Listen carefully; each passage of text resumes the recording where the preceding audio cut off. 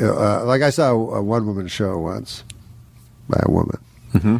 And, just one? Yeah, only one.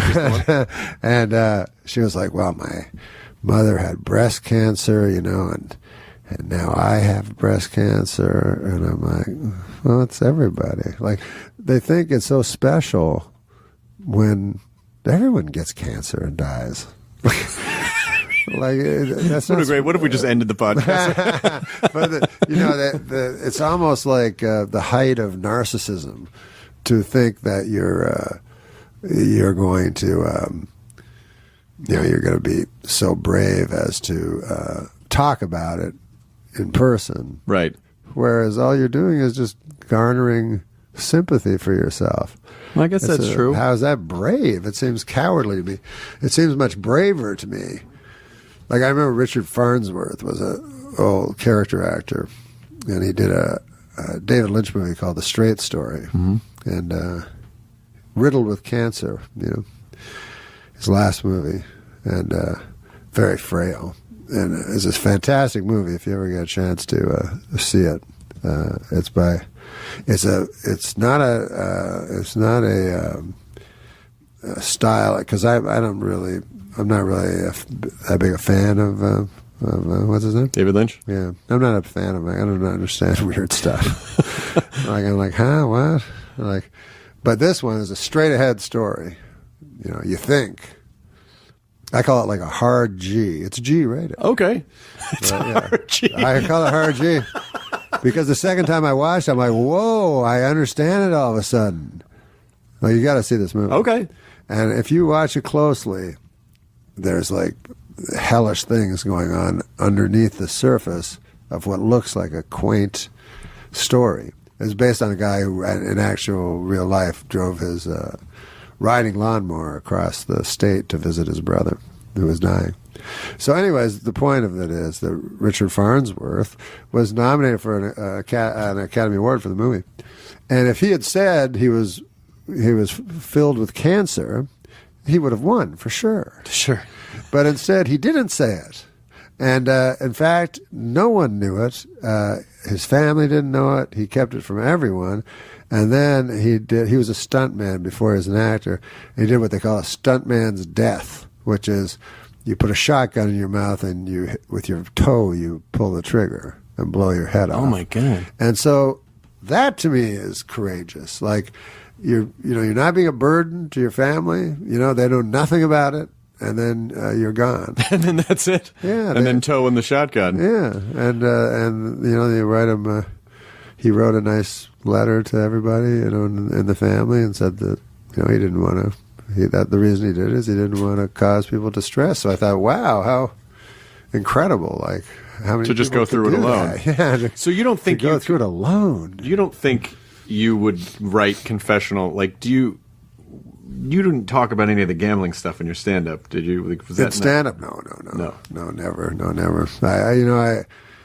I never talked about me, really. I talked about universal me. You know what I mean? Right. That I was afraid of death, or that that kind of thing, which is this was something that everybody is afraid of. And so things like that. It was me, but it was everybody. Sure. I wasn't pretending that it was a specific ailment that I had. And if I had a specific ailment, and possibly I do, you don't know. I don't know. But I would not talk about it. I would not, I hope that I would not discuss it and just try to benefit monetarily from that. Out again, am I out of my mind? Going out with friends, gonna have a good time. Enough of this grimness. Joining me now is nationally syndicated columnist and the author of If Democrats Had Any Brains, They'd Be Republicans, Ann Coulter. Hey, welcome to the show, Ann. How you doing? Fine, thanks. I saw you on O'Reilly last night. You were magnificent. That's nice to say, but I didn't know what the hell I was talking about. And I'm not used to satellites. You must have done a lot of those. Oh, yeah. No, you never get used to that. Yeah, I got all confused. But it's really fun to talk to you. Thank you. I'm a huge fan. Really? Yes. Wow, that's nice. All right, Normie. Now, Sorry, I hate when guests say that, but I am. oh, that's nice. A pretty girl like you. What do you do for guys? I've always heard that dudes are afraid of strong women. Do you ever? Yeah, well, maybe weak men are, but that's not really what I'm in the market for. Okay, and let's start with this Iowa. They're all caucusing, the Iowans. Yes. So, do you have any thoughts on that? I don't know. Yes, I do. Well, I don't know. I'm sort of torn on it because on one hand, I think it should be much, much, much more difficult to vote. Way too many people vote. It's like having me vote on the Oscars and I never see movies. To have most people voting, I don't understand this impulse. Oh, vote! It's your civic duty. I think there ought to be a poll tax and a literacy test. But I'm not sure the Iowa caucus is the way to get at it because you have to spend, it's not so bad for the Republicans, oddly enough, but for the Democrats, you have to go and attend a meeting all day. You have to sit in a meeting with annoying people. It's like jury duty for a day. And it's the people that just last the longest there, right? Exactly. Which is why they haven't really done a bang-up job in the past. Now, who do you like on the Republican side? Well, I like Duncan Hunter the most, but of course he doesn't particularly have a chance. I guess other voters don't like cranky old men who don't smile much as I do. But on the issues, he's magnificent. Of our top candidates, and I guess there are 4 or 5 of them, the one I dislike the least is Mitt Romney. Uh-huh. But I'm not wild about any of them. Oh, well, I like them all better than any of the Democrats. Now, what I find intriguing about you is that you're unapologetically pro-life, and that's what I noticed about your appearance last night. Yeah. I emailed everyone on my email list. That was magnificent. well, it's not a popular opinion, but I've always wondered why it's not a subject of debate in the country since the country is so split, but you never hear it discussed in rational terms. No, you're right. You're right. Well, I think in part it's because one side doesn't really want the details discussed. Uh-huh. It's better to talk about it as a matter of, women's freedom and women's choice than sucking the brains out of a little baby. Yeah, why would they not just call it pro-abortion and anti-abortion? Yeah, it's not a good name. These sociologists have noticed that names for ethnic groups are enrolling over the centuries. When they're first called names, they're epithets, and when the ethnic group or whatever the group is, when it achieves status in society, whatever the last ethnic group or name it was called nickname is the one that sticks, and then it's no longer considered a mean name. And it's the same thing with abortion. They keep changing the name. It's choice and women's rights and women's health care and a woman's right to choose. But then people figure out what it is, and they hate whatever the new thing is. Yeah, what I've also found always a little suspect is when these ladies go I'm not for it, but you know what I mean? Why aren't they for it? Right. And we found out that they were, every once in a while, it's the corner of the eye facts that always leap out at you. And they slip every now and then because you're exactly right. They're always saying, well, no one is for abortion. No one is for abortion. And then, I don't know if you remember when Sam Alito was nominated to the Supreme Court, the press descended on his sweet little Italian mother and started peppering her with questions. And they asked her, is your son, is he, for or against abortion? And she said, well, of course he's against abortion. And that became a huge news item that Sam Alito was against abortion. But, I thought they told us everybody was against abortion. Now, is that your litmus test? I have lots of litmus tests. But, yeah, that's a big one. That's a really, really big one. Because I know you're very serious about it. And I mean, do you view it as like a pogrom, like a genocide? Like a what? Like a genocide? Like a... Yes, yes, it's unbelievable what's going on. I mean, it's amazing how restrained the pro-life forces are, but you know they won't let us vote. I think we'd win if. I mean, obviously the Planned Parenthood side thinks that Americans are not copacetic with abortion because we're not allowed to vote on it. I mean, that's part of what's so enraging about this. There's nothing you can do about it. As long as the Supreme Court says that abortion is a constitutional right, there's nothing you can do. You can change as many hearts and minds as there are in the country, and there's nothing that can be done. You know, back in the 60s, these radicals used to, if they weren't going to sign up with, like, you know, the weathermen and blow up the Pentagon, they'd say, no, I'm going to work within the system, work within the system. Well, the pro-life forces have been working within the system for 40 years now, and, you know, patiently bide their time, try to get new Supreme Court justices, and then, you know, we end up with an O'Connor or a Kennedy who hallucinate the same right to abortion in the Constitution.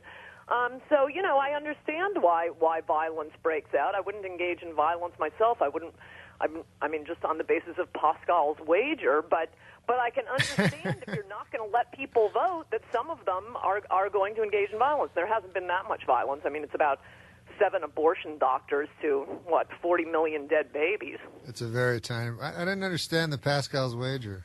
I mean, I know what that is. But... That was the argument for God. It's very simple. No, I know Pascal's wager, but I didn't understand what you meant. Oh, I wouldn't shoot an abortion doctor. Oh, because... yeah, what if I'm wrong? Right, okay. Yeah. Well, that's interesting that you say, what if I'm wrong? Have you ever said that before? I'm sure I have, though not on most of the idiotic things liberals say. So you would not support Giuliani then, or any other pro-choice candidate? No, I mean, if it's I've been polling, you know, some of my friends on this. I mean, I think it would be very bad for the country if both the Republican and Democratic nominee support abortion. So, you know, I think that would be bad. But if they're both supporting abortion, yeah, I mean, I at first I was saying I'd never vote for a pro-abortion Republican, and then within about a week I realized after a hard-fought campaign against Hillary Clinton, I'd probably go into the voting booth, pull the lever for whichever idiot we've nominated, including Giuliani, and then just lie to all my friends about it. What is your sense of who, like, to me, it seems clear that Hillary Clinton will be the next president, but do you think so? I think so too, and this business about how she's losing in Iowa, I am very suspicious of because of the sneaky little tricks of the Clinton machine. And one of the big ones they've always used is lowered expectations.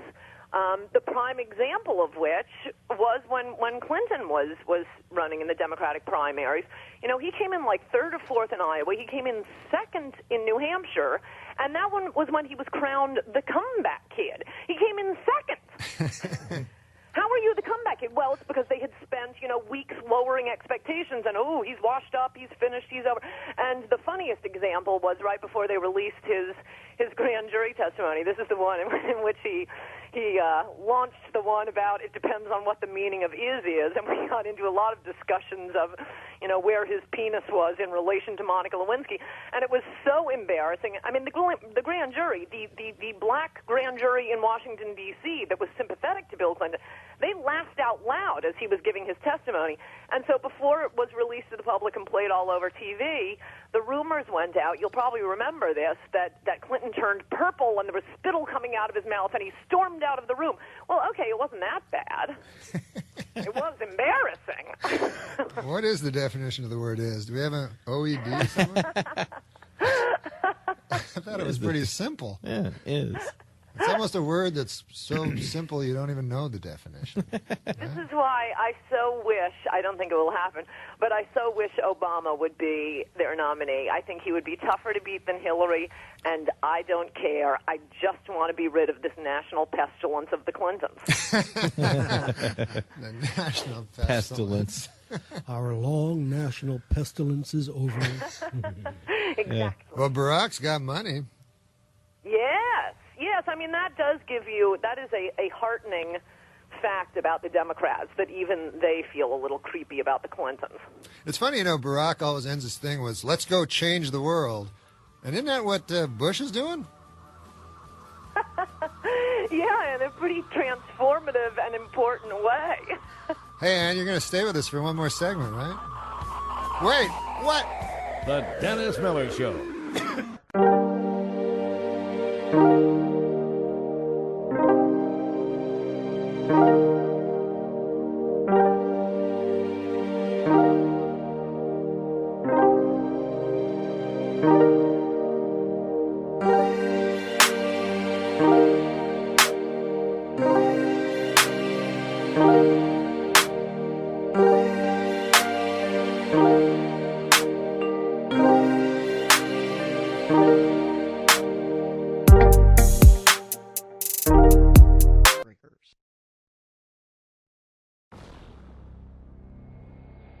Seconds. Guidance internal. 13, 12, 11, 10, 9, 8. Ignition sequence start. Engines on. 5, 4, 3, 2, 1. All engines running. Launch commit. Liftoff. We have liftoff at 9:34 a.m. The Dennis Miller Show. 866-509-7268. Ann Coulter is kind enough to stay with us for a second segment. Ann, I wanted to talk to you about Christianity, because you're Christian, right? Yes, I am. And I like it because it seems to me that you're an actual Christian. And I know you got, Sal was telling me he was against the thing you did on Donnie Deutsch, but... Not according to liberals. But the fact of the matter is that... I don't think they're really down with the scripture, since they're often standing up at college lectures demanding to know how I could be a Christian if I smoke and wear short skirts. And I keep looking for those passages of the Bible. But it's very strange, like, because I always hear, you know, that people don't like Christians because, you know, they believe it's the only true faith and they want to convert people, but that's the basis of Christianity, isn't it? Right, and I would assume, you know, any religion, including the godless religion of liberalism, you know, they want us all to be liberals. They want us to change our light bulbs to those goofy, you know, global warming protecting light bulbs. You know, I assume now wants to convert us all to want to suck the brains out of little babies and so on and so forth. I mean, wait, isn't that's now illegal, though, right? Partial birth abortion? Yes. It took a long time, but yes, it is. And that, what I don't understand is, like, I remember in the Scott Peterson case, he was charged with double homicide. So, wouldn't that mean that the baby was a... Yes, that's a big issue, actually. These pro-abortion groups are against those laws. And by the way, Hillary Clinton denounced the Supreme Court decision upholding the federal law banning partial birth abortion. Did all the Democrats? I think every single one of the candidates did. Everyone who had a comment on it. I'd have to look it up. I wrote about her. I'm sure I noticed it at the time. I know Hillary did. One of the ones did who voted in favor of the law. Really? Who would that have been? Maybe Biden. I don't know. But, you know, these Democrats want to get their votes on the record as having voting in favor of a ban on partial birth abortion, but then turn around and denounce the Supreme Court decision upholding the law they voted for. But surely, I don't know, I should have asked John Zogby, but surely... Yeah, like I went to Vegas a couple weeks ago and a funny thing happened. Hey, Andy. Hi. And a funny thing happened there in Vegas, right? Mm-hmm. I go there, you know, to gamble. I meet a couple of midgets, you know? Couple of midgets? Yeah. Little people, I call them. Well, I don't think of people as little people. Okay, your word's better. Yeah. Go ahead anyway. You meet a couple of midgets. I know a lot of people in show business talk about the little people. Right. But I think everybody's the same. The midgets, the regular people. Okay. You know? We're all human beings. We're all human beings. That's good. You're not. That's good. You have a good attitude. Some of us are, you know, short and have weird big heads. So, Anyway, these guys. That neck went out there for a second, but it's better now. These two midgets, man, they were the funniest dudes. And one of them was telling me that him and his buddy decided to get a couple of prostitutes, you know, because midgets, they can't have sex very much with the women, you know. And, so they say, we'll get a couple of prostitutes. I didn't know that, but okay. Yeah. So they say, let's get a couple of prostitutes, right? So the other midget goes, hey, man, that's great. So, what are they, Cheech and Chong? Like your two midgets like, hey, dude. Yeah, man, that sounds heavy. Well, you know. All right. So the midgets, the one midget, they get their two prostitutes, you know, and they take them up to their room, you know, in the hotel. And so the one midget, he gets in the room with the girl. And they're in separate rooms here? Yeah, separate rooms, but they're adjoining. Right. So the one midget, he gets with the prostitute, and he wants to have sex with her, but he'd been drinking a lot, so he had trouble, like, performing, you know? Yes, I know. Right. Nobody knows better than you about that. So the one midget, he gets in with his girl, but he's too drunk to perform, and he feels real bad, right? So then, this is what the guy's telling me, the midget. He goes down, then afterwards, he says, okay, get out, you dirty whore, you know? He blames her, you know? Right, blames her, yeah. Okay. So she leaves, and then he's feeling all bad, so he listens with a glass to the next room where his buddy is with his prostitute. Right. And he hears, like, in the next room, he hears, 1, 2, ah! 1, 2, ah! 1, 2, ah! 1, 2, ah! Right. 1, 2, ah! Right. Stop doing it. Yeah. Okay. So he goes, oh, that dirty, dirty midget's having some fun sex over there, you know? So... he calls him a midget, too? Yeah. But he's a... All right, whatever. So he feels bad, you know? Right. And the next day, man, he meets his buddy midget at the coffee shop. He goes... And the guy goes... Hey, man, how'd it go last night? And the one guy goes, oh, man, it was horrible, you know? I was too drunk. I couldn't perform with my prostitute. He goes, but it sounds like you had a good time. And then the other guy, midget, goes, what, are you kidding? I couldn't even get up into the bed. I was...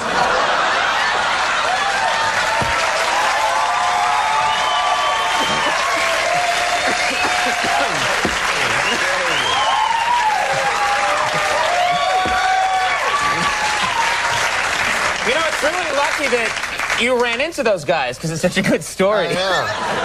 Well, it's a happy ending. They did very good at Baccarat, and they went home. They were happy. I'm used to say goodbye, nothing new to me. Baby, I'm trying to survive, and I know that you believe in a world with happy endings. So tired of pretending. You're writing a book? Yes. How to be a model. Yes. The Complete Idiot's Guide to Getting into Modeling. So, like, rule number 1, be incredibly beautiful? I mean, what are the things that you can do? I know rule number 2. Yeah? Don't be a midget. No. Stop it. Okay.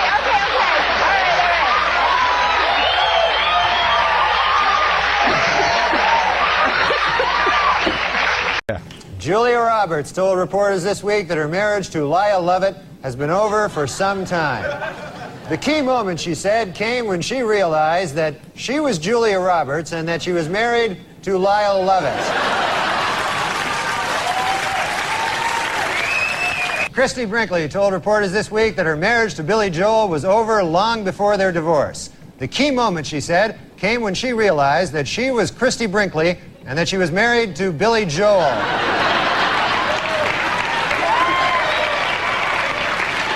According to an obscure 14th century law, British Army Captain James Hewitt could be hanged for having an affair with Princess Diana. The punishment for having sex with Princess Diana is death. The punishment for having sex with Princess Anne is having sex with Princess Anne. A new development in the O.J. Simpson civil trial this week. According to sworn testimony, Nicole Brown Simpson had told her therapist that she was afraid of getting beaten by O.J. Simpson. Asked why he didn't report this earlier, the therapist said, I was afraid of getting beaten by O.J. Simpson.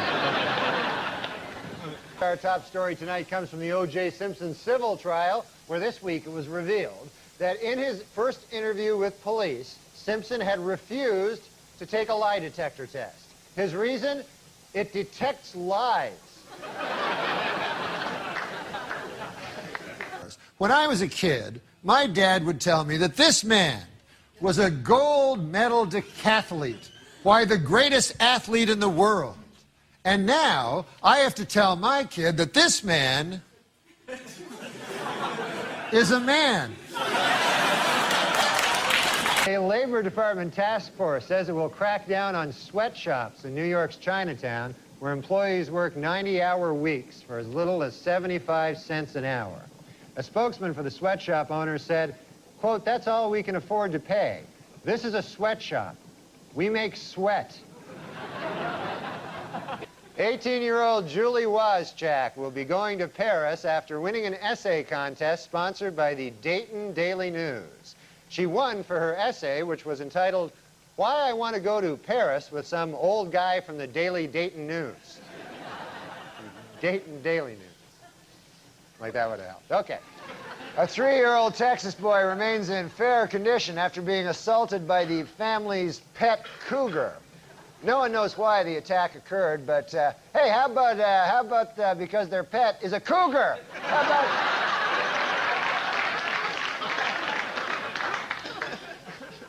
Rap star Hammer is suing the Los Angeles Police Department after he and his entourage were mistakenly handcuffed by police. The most shocking part of this story, Hammer has an entourage.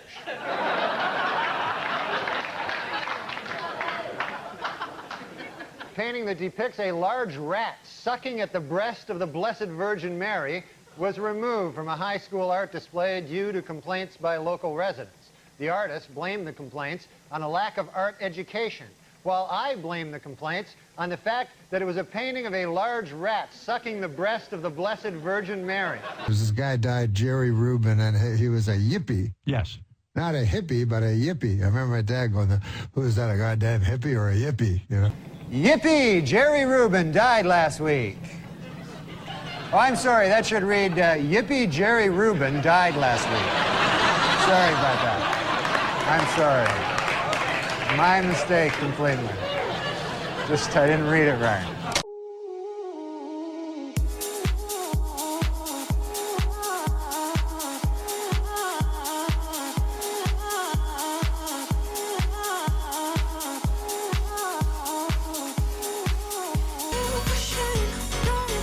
You look for jokes that have the same setup as the punchline. You know what I'm talking about? Yeah, said the perfect joke would be if the punchline and the setup were almost identical. Unfortunately, the radio station launched the day after Princess Diana died, so it was quite. It wasn't quite the sort of fanfare and celebration. A bit like when Farrah Fawcett died, and then it was usurped by Michael Jackson. Somebody told me the Queen murdered her. Yes, she did. Yeah. Yes, that's well known in England. Yeah, I'd like to apologise to the Queen.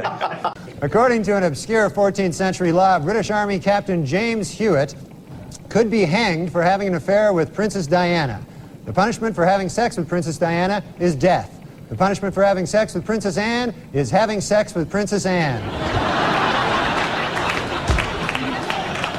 In other book news, Prince Charles released an autobiography in which he states that he never loved Princess Di and that his father pressured him to marry her.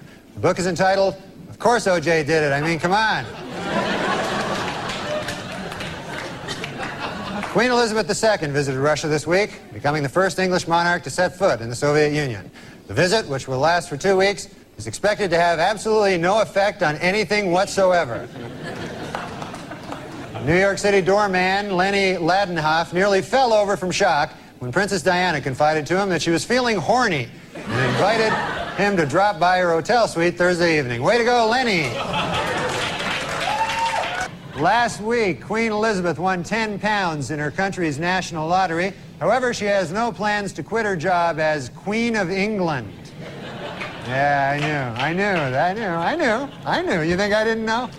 A blind man felt Princess Diana's face last week and said she is the prettiest woman I've ever seen.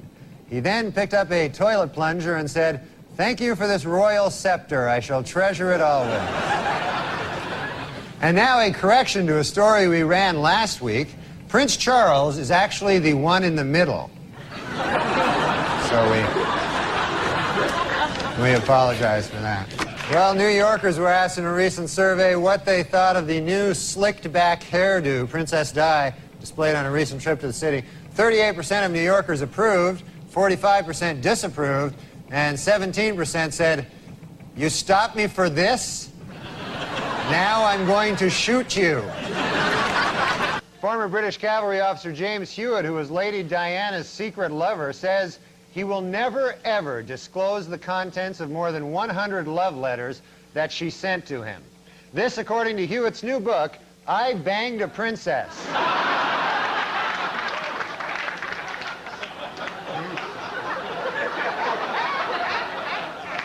In England, a much-publicized videotape of a naked Princess Diana having sex with her lover, Captain James Hewitt, has turned out to be a fake. But on the bright side, it's still a video of two naked people having sex. The Franklin Mint has announced plans to market a Princess Diana porcelain doll. And the timing of the move has made some people very unhappy. Critics charge that the doll is in poor taste, and they're even more upset about the Franklin Mint's other new offering, porcelain landmines.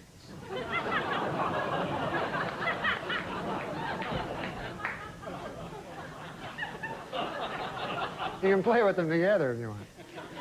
A Tampa businesswoman who bought several of Princess Diana's gowns as a collector is now putting them on display to raise money for charity. However, her method of display is being described by many as inappropriate.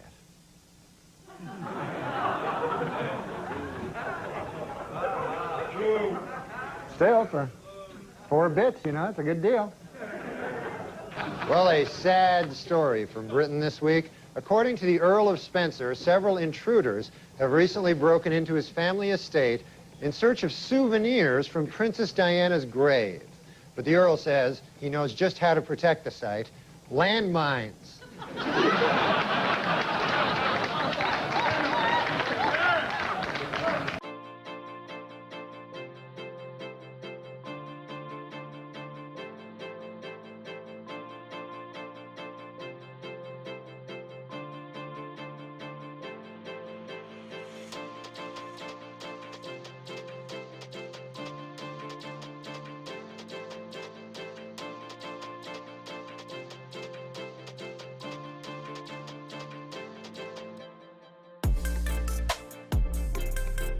I use my time for you know what I do? I do a lot of charity work for things that people, I don't like arguing with people, you know, when they have another opinion than me. So what I do is I pick very popular opinions, and then I work for those people. Like, for instance, there was, you know the landmine big thing?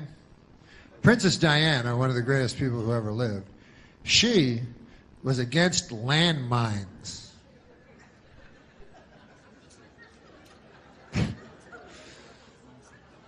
So tragically, she died, you know, before her landmine crusade really got rolling, you know. And of course, it was a terrible tragedy and everything like that. And then she died, and hey, how about this? Remember when she died, and then Elton John wrote that song for her, but it was the same song that he wrote for Marilyn Monroe? It seems like kind of a jip.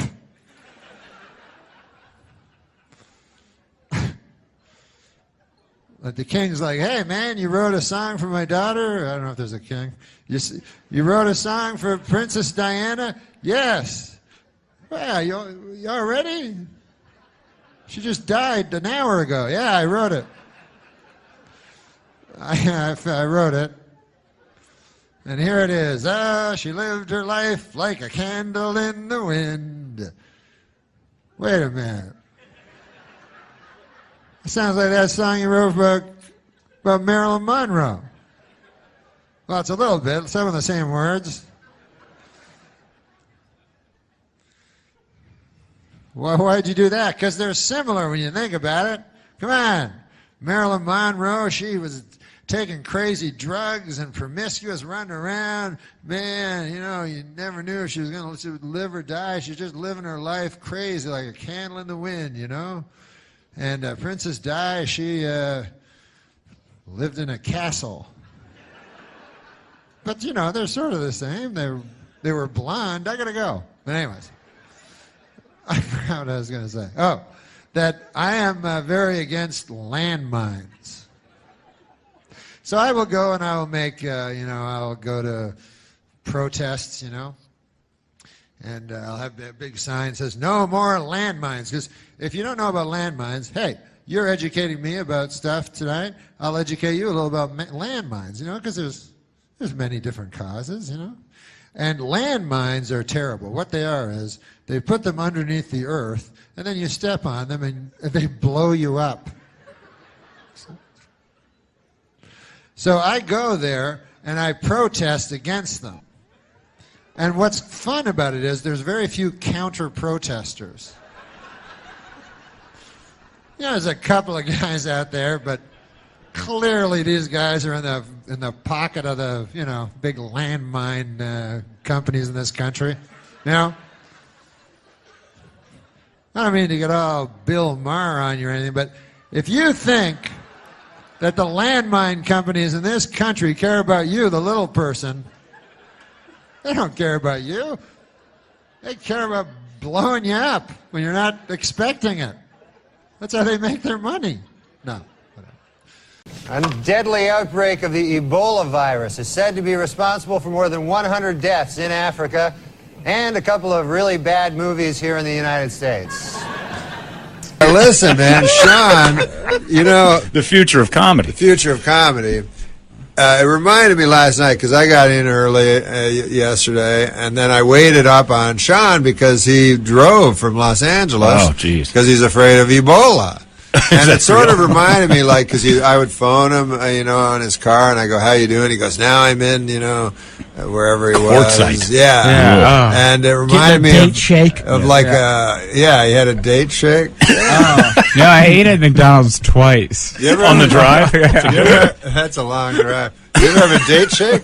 No. Oh, they're awesome. Yeah. But it reminded me of kind of like a Stephen King novel. I'm on the phone. Right. He's like, I haven't touched anyone yet, and he's so afraid of Ebola. But Are you really afraid of the Ebola? Because I think I'm horrified. Oh, yeah, I'm terrified because what just happened is it was one person, then it was two people, then it was three people, and then that second person went on a plane. Yeah. So now 800 people are Well, quarantined. and there's another one on a boat now, on a The one cruise on the line. plane doesn't have it yet.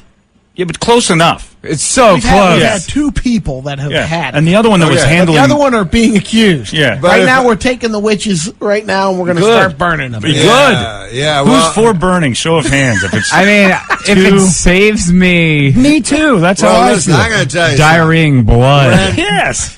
Fidel, Burn that guy. Fidel Castro, right? Uh-huh. Yeah. Who has an island. His country is an island, right? Right. So when the AIDS outbreak happened, you're on an island. It could knock your whole island out. Right. Yeah. So what he did is they had a big, beautiful resort, right? And he just took it over, because that's what they can do in Right. Cuba. When it's your island. Yeah, and he put all the AIDS patients in this beautiful resort, fed them all, and What's wrong with that? yeah, I don't know. They It almost makes you really- want AIDS in Cuba, doesn't it? Kind of like tried to get it. But it knocked the disease out. It killed the disease. Because you quarantine everybody into their own little package. Yeah. That's the thing. So the lady who they keep saying was handling samples, which basically means the poop and pee of the Yeah. Duncan guy She was taking is them on out. a Royal Caribbean cruise and she's got locked in a cabin now. I'm the same way because I But think also like a nurse. If a nurse can get it, I mean, 'cause Yes. they take care. they try not to Right, get right. stuff. Every So- day, that's their job. So if it's not airborne, Sean Yeah. was saying it's just a droplet. yeah. Yeah. Well, wait till terrorists get it. I mean, Yeah. of course. If you take in some's breath that has Yeah. Ebola, It's like a it's gonna horrible be movie. awful. Yeah, I had to stop drinking people's blood. I mean, yeah, you got to be careful with that. Stupid Twilight movies, and now we've got this. It's taking a horrible turn on all of us. yeah, well, I mean, it would be the worst when terrorists get it, but I also think it would be bad when just like innocent people get it. That's when you got something. I think you misunderstood me, but it's okay. Who did you usurp as the future of comedy? I There think, has to be like the guy who had that role that you took Yeah, it who from. got rolled? Probably Aziz Ansari. You think? And now he's just comedy. Yeah, now he's the president of comedy. He's the czar. And Norm, are you the ghost past. of comedy past? Yeah. A lot of times, me and Sean we'll go, and then people will go, "Hey, man, that guy seems like the future of comedy. That guy seems like the past of comedy.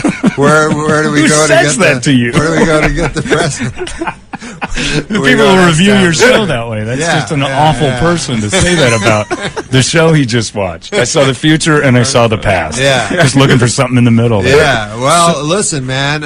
The future and the past are all we got, because the present is, people falling down, bleeding from every orifice of their body. Yeah, I don't like the present. It's better to look at that. Did you guys ever read The Hot Zone? Yeah, we were talking about that. I never read it, but terrifying. It's the one that makes me go, okay, Ebola, I'm not going to fool around with this one. We had a record of 0 cases up until about a month and a half they ago. They could have had a vaccine. It was 20 years ago. Oh, that's right. Yeah, they could have worked on a vaccine, but they didn't. What was the thing that you told me about the hot zone that sounded like a lie? Oh, the horrifying story? Oh, that you think it's a lie, yeah. No, in the hot zone, they're talking about the first guy that got it, and, it's just a nightmare. And he gets to the, it's on a little plane from Africa, and he gets to the hospital, and he goes there, and it's an African hospital. Which not to say anything against Africa, but by God. And then look at these hospitals. And then he goes there, and they don't know Ebola. Sure. So it's like, and they said at that point, anyways, he collapsed and blood exploded from everywhere. Oh. And they said that the blood hit the ground and started moving. What? Because it's like a sci-fi movie. Like a sci-fi movie, because it's more Ebola than plasma at that point. Oh. And it's just looking for a host that's going to die. I'm out. I'm out on that. Yeah, start the fire. It's like Alien. Yeah, no, that's just an awful So burn all the Ebola, that's what you're saying? Yeah. I'm fine with that. Are you opposed? Are you opposed to give me a counter argument to it? You take that resort, Norm, and then you torch it. That's John's idea. I have an odd approach to curing starvation as well, which is kill all the starving people. Yeah. It goes away if we team up with the warlords. I mean, we've raised so much money, and they're still hungry. We've teamed up with the wrong side. Oh, yeah. Don't you think? You have to go already? No, Brad's just pointing at my coffee. Brad, I don't like when you stand up. Sit back down. Doesn't he look like he's from a Wallace and Gromit special? The were-rabbit is right behind him.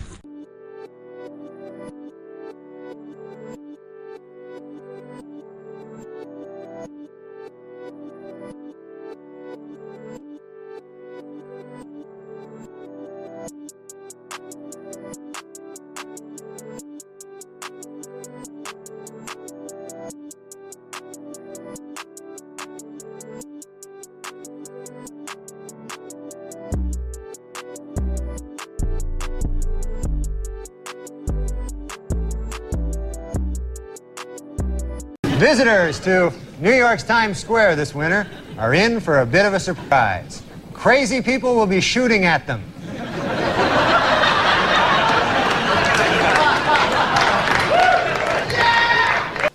Well, New Yorkers were asked in a recent survey what they thought of the new slicked-back hairdo Princess Di displayed on a recent trip to the city. 38% of New Yorkers approved, 45% disapproved, and 17% said, "You stopped me for this? Now I'm going to shoot you." Well, crime is down nearly 20% in New York City, with only 384 murders so far this year. Only 384? You know, if you ask me, that's still 307 too many. That's right. Finally in the news, what is America's most honest city? To find out, a team of sociologists left 10 wallets filled with cash on the street in various urban centers. In Atlanta, 7 of the wallets were returned. In Seattle, 9 of the wallets were returned. But not surprisingly, in New York City, only 1 of the wallets was returned. Empty and shoved up some dead guy's ass. Well, after a 15-year absence, the New York Yankees are back in the World Series.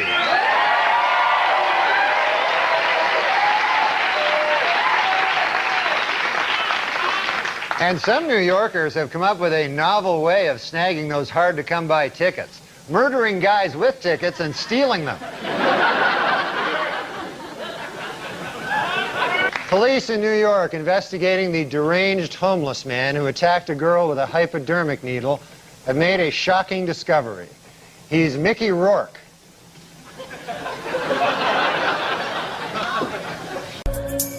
I need your love. You free my mind. I need your love.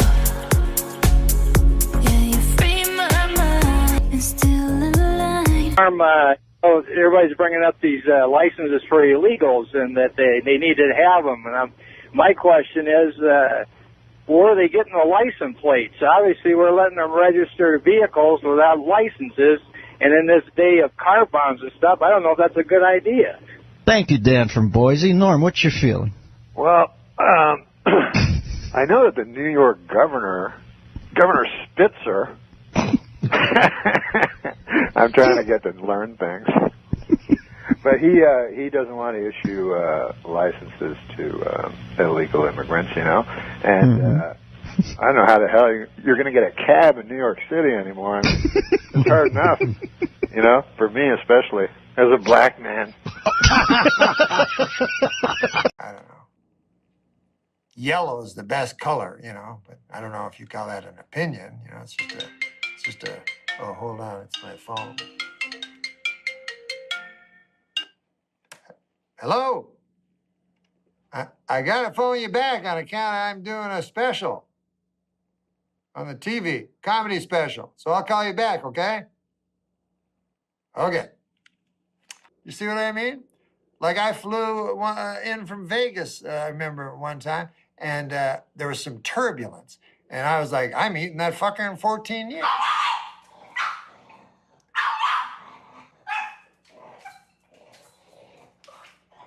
The thing is, you got to be ready. You know, you got to be ready for anything this world throws at you. You know, the presentation, considering the circumstance, the presentation was robust for God's sake. Yeah. I like Energetic. the messiness. I like the dog. I like Well, the dog and a phone call. And you were saying that, you know, the guy without the audience, and this is just more. There was no choice. You know, it's different when he just has to do it. The other guy picked not to have an audience. That's absolutely right. My guess would be that his plan was to make a big splash, lose. Oh, that's not good.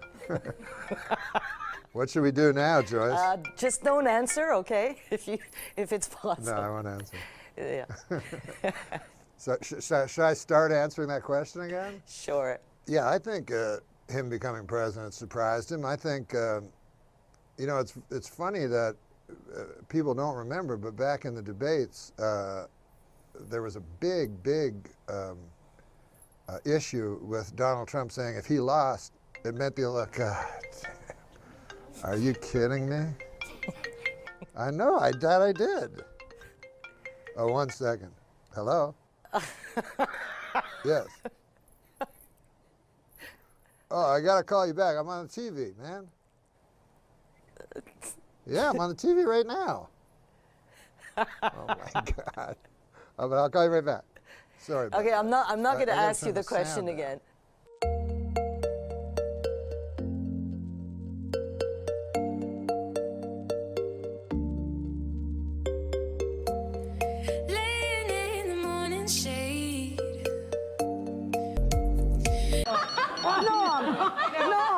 Did you ever hear the word? The phone is ringing. I certainly hope that's somebody calling to tell you to go home. Oh, no. Dude, you got a phone ringing. Oh. Answer the phone. Hello? Oh, yeah. Oh, no. The thing is this. There, you know Matt Strauss? Yeah, the producer. The producer. He told me it would be funny. He said, like, why don't you carry a cell phone on and then let it ring and then pretend like there's a guy on it? Is there anybody on it? No, it's a thing. Pretend. You know what, Norm? You're a dead man. Here, you talk to him then. You know what, Barbara? You know what you said about rage at work? Give this man a plate of soup and tell him to shut up. Norm, all right then. Let's see. Norm. What? Okay, listen, Norm, listen. Not only have you annoyed us, but I've read said that you have actually annoyed one of your idols. Who is that? Oh, the great Bill Cosby. Yeah, what'd you do? Oh my God, I love that guy. He's my hero, you know, just like you. Maybe George or Bill Clinton would be your hero. I love. There's no stopping you, is there? No, you seem to like Bill Clinton. Really, and this man leads into our show on Friday night. I know. It's all right. His career's over after this anyway. Who cares? Go ahead, Norm. No, Bill Clinton, who's a great man, obviously. Well, you know, everybody has their opinions, right?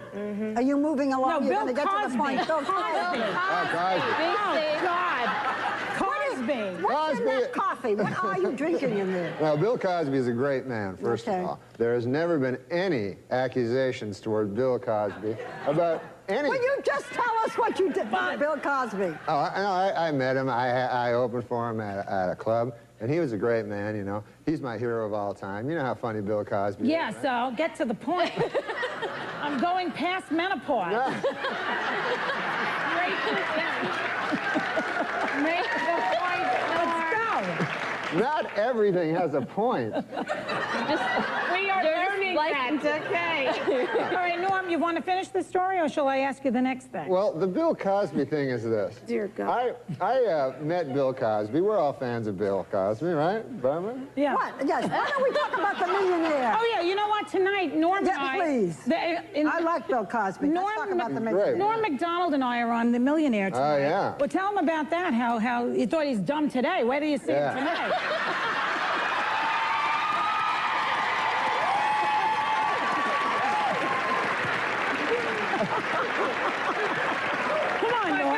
Tell him, Norm. People always told me Hollywood was like incredibly liberal and biased, and I thought it was untrue. But You want to talk about the millionaire? Yes, I do. You have 10 seconds to talk about the millionaire. Don't tell how much. Don't tell him what I won? No. Oh. You're not allowed to tell anything like that. Well, what are you trying to ask him then? I don't know. Okay. He doesn't answer anything anyway. Okay, so he's on The Millionaire tonight, and he's on Friday nights, and on Monday his taxes will be audited. So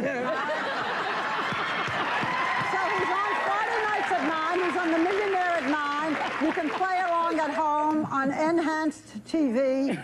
You are a number. I have never met anything like you. We will be right back.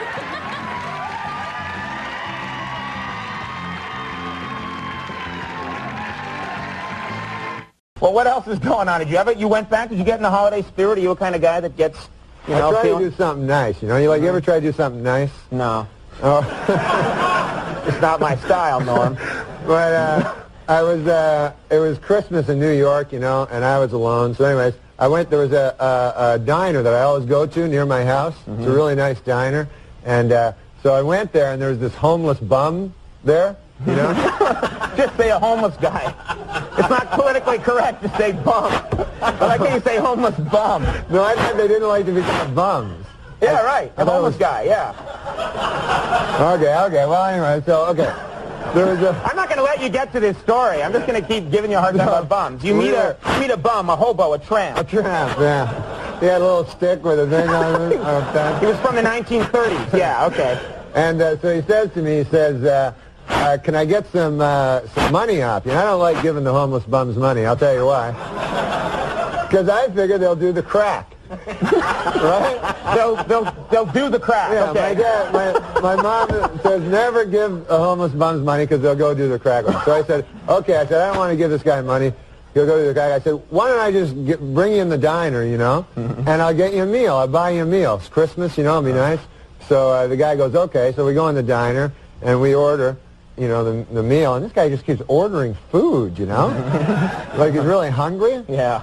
And so he orders and orders and orders, and I'm like, well, you know, you got to be nice, got to the, you know, thing. Sure. And so I order like a soup or something, and then all of a sudden, like, this unbearable stench comes off the guy, huge stench. Really? It smelled like. That's okay. Anyway, so I don't know what the smell was. But yeah. It was like, it was like human waste or something, you know? And it seemed to be coming from the guy's, like, trousers.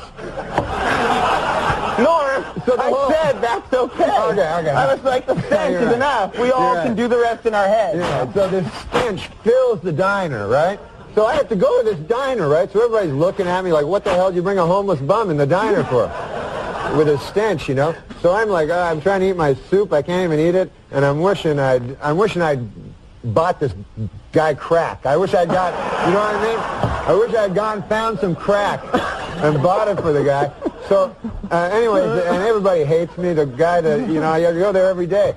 And so then the end of the meal comes. This guy's ordered everything, and I'm looking at my wallet. I only have like 28 bucks. It was like 31 bucks. All I had was a soup. And so now basically we're two homeless bums, you know? And neither of us. So I go, look, buddy, and he's been jabbering about Rockefeller. He was at Rockefeller's funeral. I didn't know what he was talking about. And I go, look, buddy, you got to come up with something here, you know? Kick in something. You want him to? Yeah, that's only fair. He ate almost everything. I had a soup. He was having a hamburger. So the guy goes in his pocket, and then I didn't want him to. Who God knows what he has in his pocket, right? But he had some coins, and they were all gross, and they were like, some of them were black. Anyway, that's my Christmas story.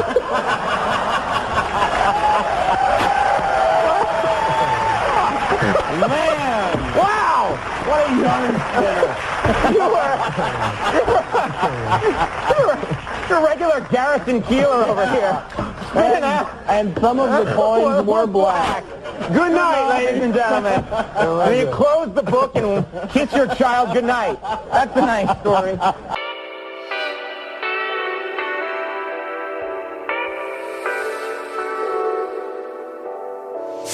We've been down this road together. We've been seeing the colors fade. I took a homeless guy, said, I'm going to take you to this diner that I always go to. So I go there with him, you know, into this diner, sit down to get me a meal. Good God, if the guy, the unbearable stench of urine starts coming off this guy. So nobody wants that in a restaurant, you know? You don't want that. So I'm like, all right. Everybody's like trying to eat, you know? So the guy orders his food, and I'm trying to talk to him. He starts telling me about how, this is his idea of a conversation, this guy. Starts telling me about how Governor Rockefeller is poisoning the pigeons right in the city. So I tell this guy, I go, what are you, retarded? I said, Governor Rockefeller, I said, the governor of this state is Pataki, Governor Pataki. He says, no, you know, he talked weird. He was like, the pigeon. He says, the pigeons are the cleanest animal you ever seen. I go, I'm not arguing with you, buddy, but I'm telling you, the governor's name is Pataki. That's unbelievable. He's crazy. Turned out he wasn't retarded. He was, you know, woo.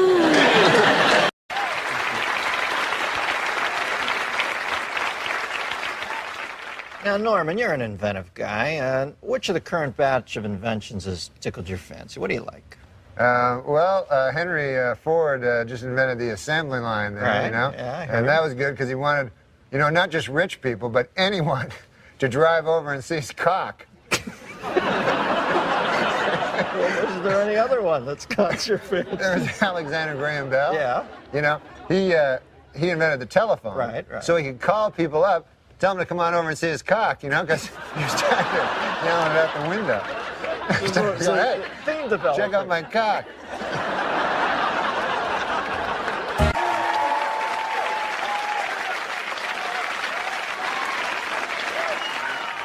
So, Norm, I hear you just got back from New York City. What's happening in Gotham? Oh, my God. Well, the big thing is the new Empire State Building. Have you seen this? I've heard. I have not seen yet. Oh, it's crazy. What I'm interested in is the original architect's blueprint, you know? Yes. It called for the building to be painted flesh tone, Dennis, with a large rounded head so the architect could lie on the street and pretend he had a 1,000-foot cock. Frank Lloyd Wright, more like Frank Lloyd Cock.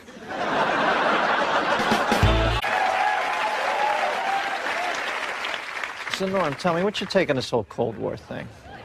Well, my brother works down at the UN, right? And you remember last week when Khrushchev was banging his shoe on the table? Crazy bastard. Yeah. So my brother was sitting beside him, and Khrushchev, like, he accidentally slips, and my brother gets hit right in the cock. With the shoe? Yeah, by Khrushchev's shoe. So my brother turns to him, he says, hey, you hit me in the cock again, you dirty commie, I'll bury you.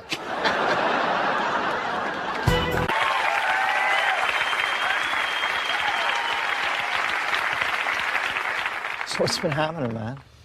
Oh, man, I dropped acid the other week. That is bizarre stuff. Really? Yeah, my cock started singing to me. Sound like Joe Cocker. Stood for something other than just being Mexico's bitch. I say if President Clinton 296 doesn't snap us out of this downward spiral we're in, we dump his gay ass. Next election process, we clone Jesse Ventura again, bring him back. Hey, Norm. Hey, you know what I think they should put on the dark side of the moon? What? Vast fields of bioengineered hydroponically grown cock. Yeah, you know, like a backup supply just in case our earthbound supply of cock might run out one day. Little cock tucked away for a cocky day. Exactly. Look at my head, man. It looks like a cock. It does. Cock. Cock. Cock. That's just my opinion. I could be wrong.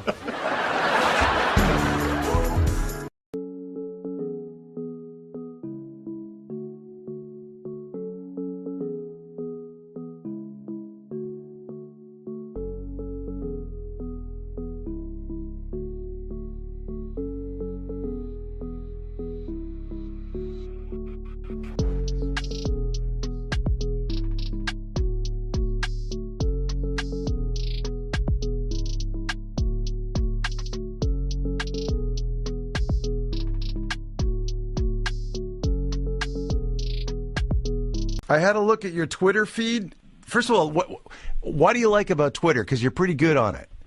I like Twitter because you can just think of stupid things and then immediately force them on people. What was? I didn't know you could do a bunch of stupid things. I did because Twitter came out, I guess, a long time ago, and I thought it was people like celebrities going, "Hey, I'm eating an egg over at this restaurant, an egg restaurant or something." That's what I thought it was about. So I said, "Well, that seems stupid." But then my buddy was telling me, "No, you can just write stupid jokes," and and so I do that. And then the fun part is you read the comments and everyone hates you. Well, what was the line you had about Gaddafi? Gaddafi was the poisonous tyrant Muammar Gaddafi, the psychopath, is missing. Geez, I hope he's all right. Sometimes people get mad at me for a tweet. It's bizarre. And sometimes it's like a real, benign one. You know, that's when they're usually most mad. And I remember one time, I just had watched Soylent Green, you know? Yeah. So I tweeted, I didn't know Soylent Green was people. Like, I've watched that movie 10 times. And a guy just told me Soylent Green was people, you know? And people got so mad, everybody's typing, they're like, "What are you, an idiot? Of course it's Soylent Green is people," you know? Here's another tweet. You said, "I'm going to die one day. That's what really kills me." And that's a good tweet. That was one of yours. I like that one. Academy Awards were on, so I said, "Oh fuck! I'll just watch the Academy Awards and I'll tweet all the time, all the way through the Academy Awards." And it was so fucking fun. You liked it. Oh my god! You got the hook. Were you vicious to the people up there? Did you find the Academy Awards boring? They were the worst fucking Academy Awards ever. Ever, yeah. right? Yeah. And did you write that? Were you honest with the people? A couple of times, I had a couple of ones that were maybe mean. Like I said, I think I said by the time this is starting to drag. By the time the dead guy montage fucking shows up, Kirk Douglas will be in it. What was the line you had about Gaddafi? Gaddafi was the poisonous tyrant Muammar Gaddafi, the psychopath, is missing. Geez, I hope he's all right. Sometimes people get mad at me for a tweet. It's bizarre. And sometimes it's a real, benign one. You know, that's when they're usually most mad. And I remember one time, I just had watched Soylent Green, you know? Yeah. So I tweeted, I didn't know Soylent Green was people. I've watched that movie 10 times. And a guy just told me Soylent Green was people, you know? And people got so mad, everybody's typing, they're like, "What are you, an idiot? Of course it's Soylent Green is people," you know? Here's another tweet. You said, "I'm going to die one day. That's what really kills me." And that's a good tweet. That was one of yours. I like that one. I don't know what it is with that voice of yours. When I read your tweets, everybody that I've talked to also reads them in Norm's voice. Yep. And it makes it that much funnier. Everybody started, during the Oscars, we all start tweeting our shit during the Oscars, past Oscars. And one of my buddies, Travis, actually retweeted and said, you got to follow Norm MacDonald. I'm like, I didn't even know you were on or shit, so I started following you. And they were hilarious. Like the funny thing, when are you going to thank the computer? Every fucking tweet. When are you going to thank the computer? Just shit like that is stuff that no one else was tweeting. It's out of your mind shit. I just found out about that Twitter shit. It's great, and you got so many followers really quickly, and didn't have to pull a Charlie Sheen with it. It was just funny shit, man. But when you go to hit the send, you fuck for a second. You go wait, like because it's just off the top of your head, and it's right there, yeah. And I don't do drugs or alcohol, thankfully, because I'm sure guys could really fuck up and say bad things. They have, they have. Norm's tweets, like some of them are not supposed to be funny. They're like profound, like poetic. I deleted a lot of those because I'd read my responses. Cool. They go, "You fucking asshole, you're funny." I'm like, oh. That's just it. You can't stop being like, if you're funny and then you got like a serious comment. Like I would tweet some ridiculous shit, but then I'd go like, you know, Obama gave a speech. Let me give a little feedback on what I believe of Obama. You racist, fucking conservative, fucking rich motherfucker. Some people too, fucking. Think it's serious. Like I tweeted one that I said my some I don't know. I said like my father was brutally murdered last week, and it's only now I can look back and laugh. And then these people would fucking answer. They go like, "I'm so sorry." Like closure takes a while. So I had to go. No, it was a joke. How does anyone read that and not, especially from you, and not think it's a goddamn joke? So people are so stupid. That's something this whole thing has opened up, where you're kind of communicating with people you never would talk to or meet, that you know don't understand what a sense of humor even is. So the responses you get sometimes like just like, hey, I was like, hey, you know, God, it's spring, but I'm looking outside and there's still a little snow on my back table. At least you're alive, motherfucker. You know, that was from a dead guy? I'm getting tweets from the dead. I guess he had a loved one pass on. Perhaps a father that was brutally murdered a week ago. I guess to sum it up, everybody's a critic, huh, guys? Your special should have been called the voice of reason. This is the Twitter award for Best Hall of Famer.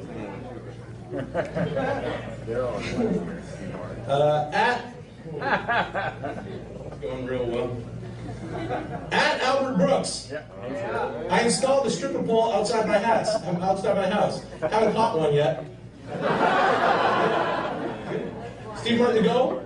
OMG, President Lincoln has been shot. Wait, whoa, my internet connection is so low.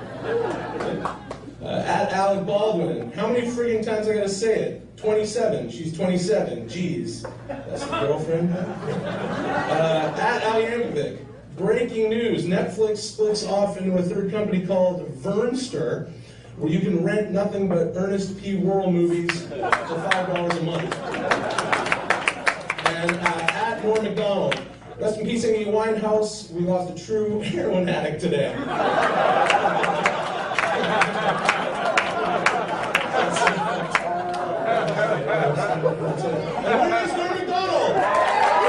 Hey everybody, it's me, Norm. I couldn't be with you tonight because I'm on location in Spain, where I'm tweeting in Madrid, Spain. If that's a city that's in Spain, then that's where I am. And but I'd like to thank National Lampoon for the good people there. What did they do? They took a once great franchise and burned it asunder. So I'd like to thank them, and I'd like to thank everyone that helped me win this award, except there aren't any, because it was just me and a computer. I would like to thank the computer. What else? Let me think. It's pretty cool, you know, how far technology has come. Like you people are probably saying right now, hey, look, Norm has hired an entire film crew in Spain, and now he has filmed himself at great expense and has sent the reels over to the United States, and now, but no, you could not be wronger. I am doing this on a telephone. What make you of that? I know, you're saying, hey, Norm, that cannot be right. A telephone is used for telephoning. People take a telephone and they telephone other people and they say, what time is it there? Where you are with your telephone, because it's not the same time here. But that is just the sort of Philistine pig ignorance I've come to expect of you animals. The fact is, welcome to the future. That's all I can say. Welcome to the future. And I myself love Twitter. I follow everybody, you know. I follow Shelby Firo, who, you know, who has her amusing, is angst a word? I've heard that word before. And I direct messaged her once. That's a true story. And she direct messaged me back. And it was either her or Chris Hansen. Who knows nowadays? But you can find anybody on Twitter. And I enjoy Eddie Pepitone and his tweets, which look to me to be the longest suicide note in history. But thank you for the award. And God damn, I'm telegenic. I was at a party with a friend, and so I noticed you first. And you returned my gaze, knew how to quench my thirst. You took me to that room like a dream come true. The dance you performed was just for me and you.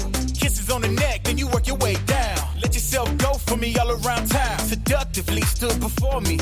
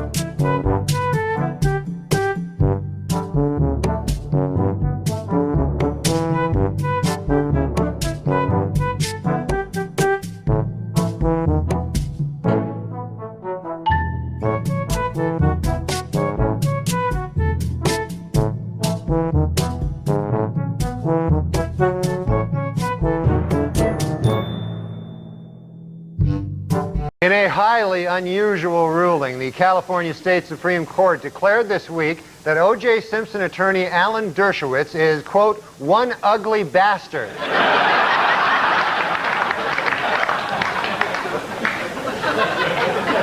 Meanwhile, Simpson Dream Team attorney Alan Dershowitz was back in the news this week, and good Lord is he ugly. Take a look at the guy. I mean, this is an ugly, ugly guy. No two ways about it. An ugly character. All right. It was reported this week that Simpson prosecutors Marcia Clark and Chris Darden often passed sexually explicit notes back and forth at the trial. notes which discussed each other's, quote, turn-ons. And according to the notes, both Darden and Clark are turned on by the same freakish thing, Alan Dershowitz.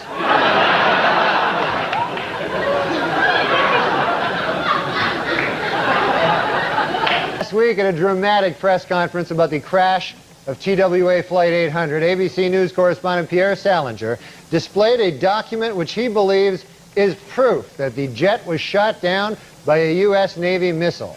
Later, he proudly showed reporters his solid gold Rolex that he bought on the street for just $15.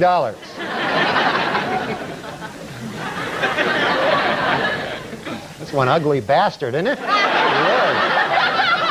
Washington Power to some Mary Madeline and James Carville are expecting their first baby in July. No one knows if the baby will be a Democrat or a Republican, but doctors are sure of one thing. It will be weird looking.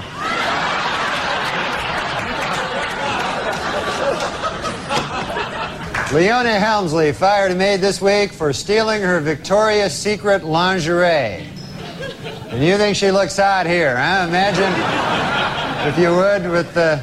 This week, President Clinton made history when he nominated Madeleine Albright to be first female Secretary of State. Responding to critics who say that she is not the best choice, the president insisted, quote, she looks a lot better after a couple of drinks.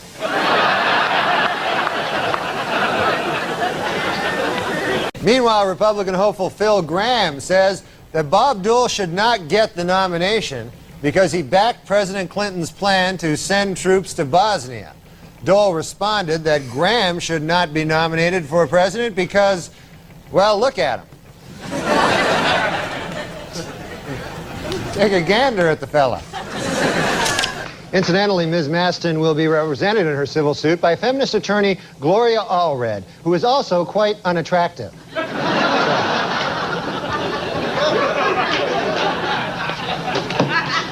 No box of chocolates, that one. The most famous vineyard in France, Chateau Mouton Rothschild, has been getting complaints about a new wine label which features a sketch of a naked woman. It should be noted, however, that the sketch is of Sally Jesse Raphael. So. You don't want to see, nobody wants to see that. For the 5th year in a row, People magazine has named John F. Kennedy Jr. one of its 50 most beautiful people. Meanwhile,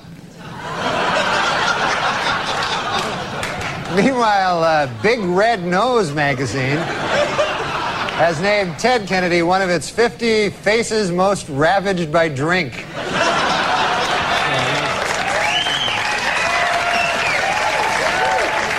Former Interior Secretary James Watt was indicted this week for still having a large light bulb-shaped head.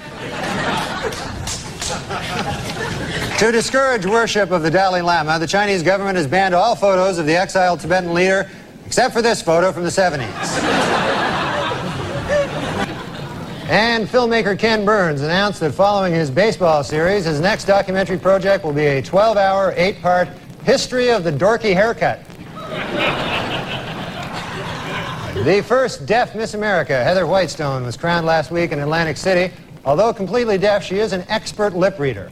Personally, I don't think she's that pretty, you know. Not my cup of tea. According to an obscure 14th century law, British Army Captain James Hewitt could be hanged for having an affair with Princess Diana. The punishment for having sex with Princess Diana is death. The punishment for having sex with Princess Anne is having sex with Princess Anne. Senator Strom Thurmond, at 94, the oldest person ever to serve in Congress, has been hospitalized this week with a bout of the flu.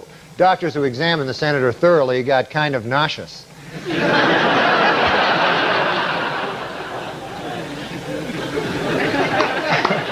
No matter how hard he tries not to, House Speaker Newt Gingrich just continues to scare the bejesus out of little kids.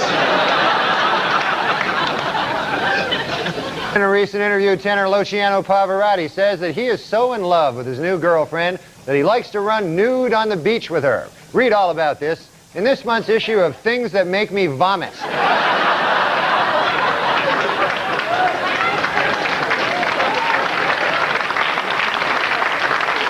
That picture makes me vomit as well.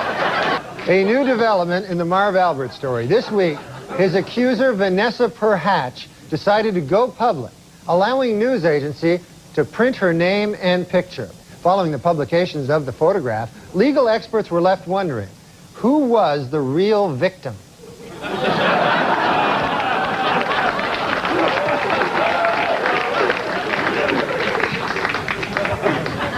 Not easy on the eye.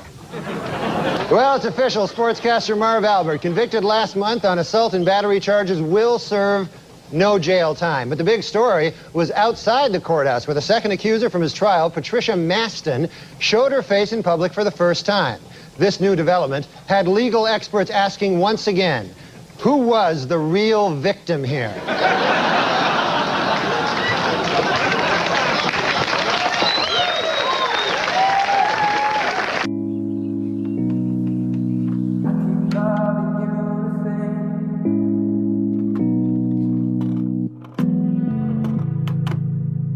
It's been a while, and I still like the way you look at me. Because I keep loving. A celebrated Hollywood cosmetic surgeon, whose clients include Michael Jackson, Phyllis Diller, and Joan Rivers, has been accused of fondling patients while they were under anesthesia.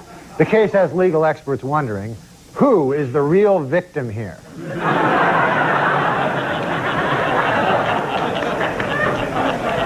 This week, a milestone in rock music. REM drummer Bill Berry has announced that he is quitting the band. Berry, who has been with REM for 17 years, says the decision to leave was entirely mutual between himself and his giant eyebrow. They talked it over and they decided it was best for both of them. An extremely rare albino lobster found recently in Maine will not end up on a dinner table, but will instead live out its days in a private aquarium. The lobster has already been flown from Casco Bay to Texas, where it will be lovingly cared for by rock legend Johnny Winter. Finally, in entertainment news, there are rumors that actor Don Johnson is dating 71-year-old San Francisco socialite Denise Hale. An observer who spotted the couple necking in a restaurant will have trouble getting an erection for the rest of his life. I knew that was coming. Here's SNL right away. Yes. It's me. I was fired from SNL. Actually, not for the reason you heard. It's because I'm terrible at improv, and this is gonna be bad. They didn't care. This press release, you get your ass fired. Is that true? No, you didn't get fired. Yeah, they fired No, me. they didn't fire you. No, I'm serious. I talked to a guy that said I'm fired. Then it occurred to me, I haven't gotten funnier. The show has gotten really bad.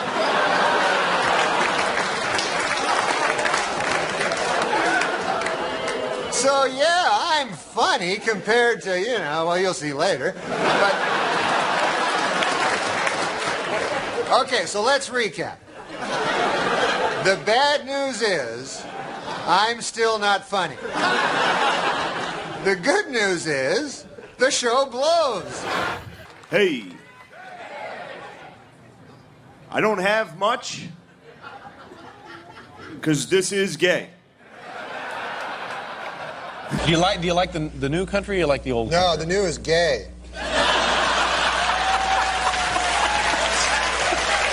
Down syndrome? All right. I'll do that. That was not my suggestion. But I will say this.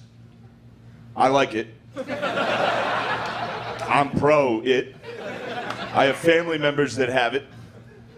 It's fun. That is weird because everybody's always like, oh, it's the best thing you could be. They're happy. They have the best life. I love. My best friend had Down syndrome, I love people with Down syndrome. I wish I had Down syndrome. And I'll tell you why. Because they're happy. You know what I mean? They're happy. What's wrong with that? Man, I wish I was happy, Dude, autistic kids, they're like cats. A little skittish. You're not sure if they like you at all. Down syndrome are dogs.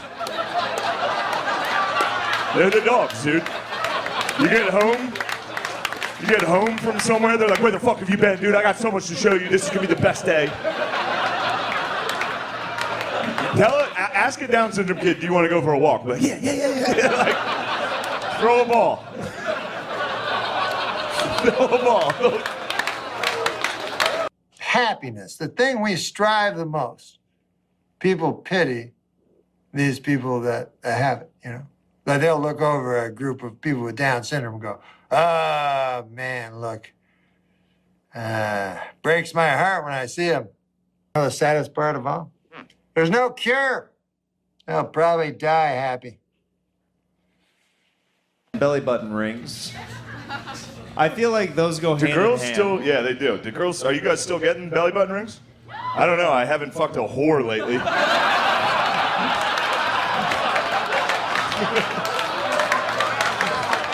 I'd like to thank Ari and his people for this beautiful weather. Thank you.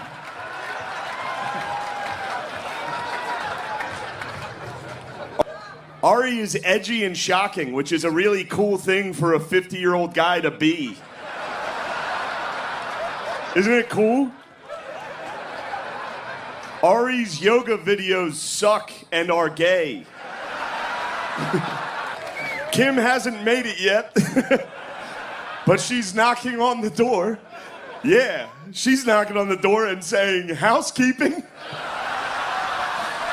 Kim is getting fat.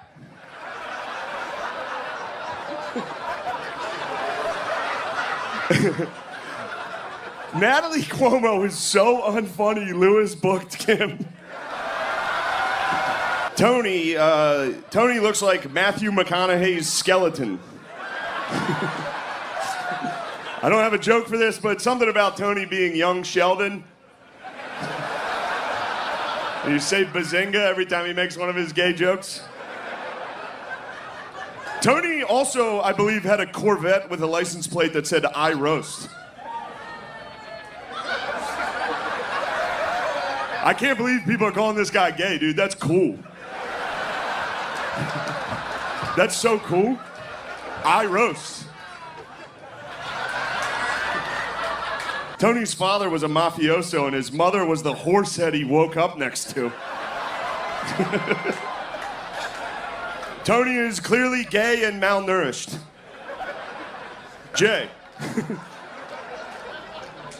Hey, Jay, you dress like a metalhead. You look like a member of Van Halen. Yeah, the Van. Joe List is here, AKA 20% of Tuesdays with Stories. What do Joe's wife's calendar and her vagina have in common? Both only have spots on them because of Joe. He has herpes. This isn't... All right, sorry, Joe. These aren't good. Bobby used to be a hot jock. Now he looks more like a fish that lives at the bottom of the sea. As Bobby gets fatter, he gets less successful. Take note, Kim.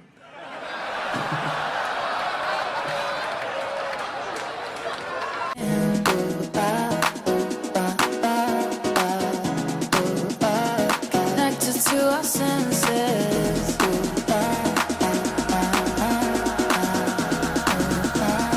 Found a way to let you share. To catch a predator, I used to kind of cheer a little for the Predators. And I'll tell you why, I didn't want them to get laid. I mean, if it's a football game, they are the away team. They're going into hostile territory. But they also, like, that show, if you watch that show, it's not, look, I think pedophiles are bad. Let me lead with that. He's running for office next year, by the way. Let me just say, I'm gonna go ahead and pedophiles say are bad. this, but if you watch that show again now, they're just trapping, like, very, like, mentally handicapped guys and Indians. That's all they're getting. They're getting me and Akash. Every day, me and Akash show up. And that's all they got. They tricked them. And then the Indian, the best are like dudes directly from India, where they were just like, they're like, sit down. Do you know this girl's 15? And they're like, yes. And they're like, you understand you're going to do it. It's like, why? Why am I in trouble? This is going to be the best day. Because that's their culture, and I respect other cultures. God damn, I wish I had a time machine to see that action. Yeah, no, to take back my question. Thought you were going to say to murder Hitler. I would not. You know, people always fucking want to murder Hitler with their time machine, right? But then I feel if I got back there, I'd be afraid of falling under the spell of his fucking beautiful eyes. It's true. You want oratory, and then then locked in the gaze. Yeah, and then I join the fucking party, That's knowing his me. thing. He gives you his full attention. You're like, whoa, wait a minute, maybe there's Norm, something to I'm this guy. No, but before you ask another serious Believe it question, or we not, gotta they're move telling on. us to wrap it up. I don't exactly know why you got it. This was fun for everyone. It's the For the Lonely record, Island, guys. I would have killed Hitler. So thanks, gentlemen. Can I just clarify? if I did go back in time to kill Hitler, I would do it. Yeah. I wouldn't get lost in that's his the front eyes door and then choice. bail. Yeah. Just so I don't get like thanks for hit from having all the like I know, all the- defamation Yeah, leads. no, you would end it. Pro. Listen, Okay. man, I'm sorry about We got to wrap it up. I'm sorry It's about over. bringing up Hitler. You really brought this live show to a new This is low. the first one, right? This is your first interview? It's just gonna get worse from This is here. the first time I've ever interviewed a man. If you can bring things to Hitler come. into all of them, they're going to ask you back for sure, which is I know what you want. You know, with Hitler, the more I learn about that guy, the more I don't care for him. I can't. Yeah. And there's nothing redeeming about the guy. I tell the guys, I go, how on earth could these Germans follow this lunatic, you know? And they're like, oh, he was an incredible public speaker, you know? He could hypnotize you with his public speaking. And then I see him, he's like, skrankly. I go, what? That's not my idea of a silver-tongued devil, you know? About 30 years pass, and Germany decides again to go to war, and again it chooses as its enemy the world. And this time they have that guy, Schrankly, that guy, and I'm not even going to dignify him by saying his name, but I think you know what I'm talking about.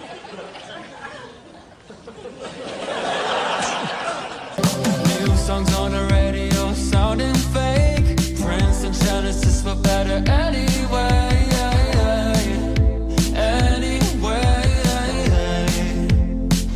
Am I just being too real? We always talk about going back and, if you could only go back in time and kill Hitler. You know what I mean? Yeah. But what a horror it would be to go back in time, meet Hitler, and get hypnotized by him. And like him. And then become one of the guys. And then it gets even worse. They say he was a very powerful speaker. You didn't know. You know, all of a sudden you're killing in They his name. say he was a powerful speaker. Then on YouTube, he's like, you're like, what Yelling. the fucking Christ? Don't vote for him. Vote for anyone else. The fat guy beside him. They make fun of Hillary Clinton when she raises her voice. Hitler was screaming at the people, right? He was screaming, spitting. It was crazy. Yeah, Right. yeah. Wow. And they're like, whoa, what a silver-tongued devil. Norm. That feller is. Yes, sir. Norm has a CD. It's called Norm MacDonald. Ridiculous. It's coming out September 12th. It's a comedy CD, of course. And you got some famous people, a.k.a. friends of yours, to do some bits on there with you. Is that right? Oh, yeah. Some of my friends did it. So it was Will fun. Ferrell, correct? Yeah, the great Will Ferrell was in it. He was kind enough to do it. Molly Shannon? Yes, the great Molly Shannon was in it. She was kind enough. Some of this will be repetitious. Is Tim Meadows great, or is he superb? Tim Meadows is a real talent. You got John Lovitz on there? Yeah. You ever see that guy play softball, by the way? Speaking of baseball and hats, you ever see him hit the ball? I've seen him do stand-up. He tried starting stand-up when he was 50. Really? What about those Subway commercials? That's kind of... Yeah, it's great. He got a catchphrase for the first time in 18 years. And what's the catchphrase? Eat fresh. Oh, eat fresh. And he gets to wear a bathrobe on TV. Yeah. I buy Subway sandwiches. No, he's a really funny guy. He's hysterical. How long? Up here? Yeah, no, I listened to that show, actually. Uh-huh. Yeah. What did you play tennis with John Lovitz? What is that? No, I played tennis with John Lovitz. Goes every day to the Beverly Wilshire well, it's an expensive Beverly Hills hotel. I don't know what it's called. But anyways, the guy there, the coach is Alex Almeida, who's a Peruvian tennis player from old, and he very good. He played, he beat Ron Laver 3 times. Right. And so he's 60 or whatever, but a Peruvian 60. Does that mean he's a young 60 or yeah, an old 60? He's a young 60. Yes, sexy. Peruvian 60, I like that. Yeah, Peruvian 60. So you could still imagine him with a lady. Right. You know what I mean? Like my father when he was 60, it would be hard to imagine. Yeah. But a Peruvian, you can imagine. You can easily imagine. You know what I'm saying? Yeah. Because my father, he doesn't know. He'd get you a Casio watch to a lady. That would be his thing. But these guys, they're more champagne on your spine, my darling. It's a whole different thing. Anyways, so it has nothing to do with his way with the ladies, the story. But John Lovitz got lessons from him every single day at this hotel. Yeah. So then he told me that he was really good at tennis. So I was like, I could beat you. You just assume you can beat John Lovitz in anything, right? Yeah. Because I played tennis 4 times. Yeah. I figured that's about what it would take to beat John Lovitz. So I said, yeah, I'll play it, And he goes, you'll never beat me. I play everybody. What are you talking about? I go, no, I'll play anything you want. So I go to the place, and I'm in my jeans and a leather jacket. I don't have clothes for tennis. I only played 4 times. So I get there, and they give me a club and everything, and a tennis racket. And I know, clearly, I'm going to beat John Lovitz. So we start playing, and, I just keep tinking them over a little bit, the little backspin, near the net, whatever that shot's called. So Lovitz lumbers over, and he can never get to it, And so I just beat him like 6-0 in the first set. So he starts thinking I'm doing something illegal by tinking it over the net. The backspin backhand or whatever? Yeah. He's never seen this. He thinks you're supposed to hit it to him. Oh. So so he starts complaining because he's like, I play Alex and I can beat him. He's talking about beating Alex Almeida, the pro, the tennis 60-year-old Peruvian. Yeah. He thinks. So I said, well, what? He goes, I beat him. I play him every day. And I go, well, Lovitz, this, a tennis pro is one of their big skills is they hit the ball so it will land on your racket. Right. So wherever you're standing, the ball is right there. Yeah. And he's like, that's not true. Then he was convinced that I could beat Alex Almeida. He said, you've never seen anything like this, Alex. He tinks it over the net. So this is Lovitz. So then I played, and then he wanted to really win, and he kept playing me, and I said, oh, God. So one day I was like, he was just getting so angry and everything, so I let him win 1 game. Yeah. And then he quit. He retired. On top. Yeah, calling himself the champ. Like John Elway. Yeah, exactly. He won 1 game. He goes, doesn't matter. It's whoever won last. That's what they do in boxing. And I was saying, well, boxing, they do have to defend them, but whatever. That's funny. I need your love. You free my mind. I need your love. Yeah, you free my mind. Still in line. What happened the time you and Norm MacDonald played tennis? There's a story that he showed up in a leather jacket and jeans. Yeah, I know. I know. He tells that story, and I don't know why he's so into it. Oh, it's a funny visual. It's a funny visual. Him dressed like that. What he left out is that we're playing, and he I play all the time. He never plays, right? But he can get the ball, but he dinks it back, and he has no rhythm. Anyway, when someone just floats every ball, if you're not used to it, you can't get any rhythm, and it's just hard to play. So he won, but what he left out was after every point, he'd leave the court for a minute and brag to his assistant about how, look what just happened. Then he'd come back 1 point, he'd leave again. So I go, Norm, do you want to play? And he just kept leaving. It was very frustrating, and so he won. So then I said to my coach, I go, how do you beat a guy like that? It's so frustrating. The ball's just, and my teacher's guy, Alex Almeida, who's a You're into sports. Look him up. He was a champion college player, Wimbledon champion, Rod Laver, Emerson, who won Wimbledon. He's in the Hall of Fame from Peru. Great guy. So he said, just step in and take it early. And I go, could you beat someone like that? He goes, what, are you kidding? I'd kill him. I go, all right, fine. So then we played again, and then I just, I creamed him and I beat him.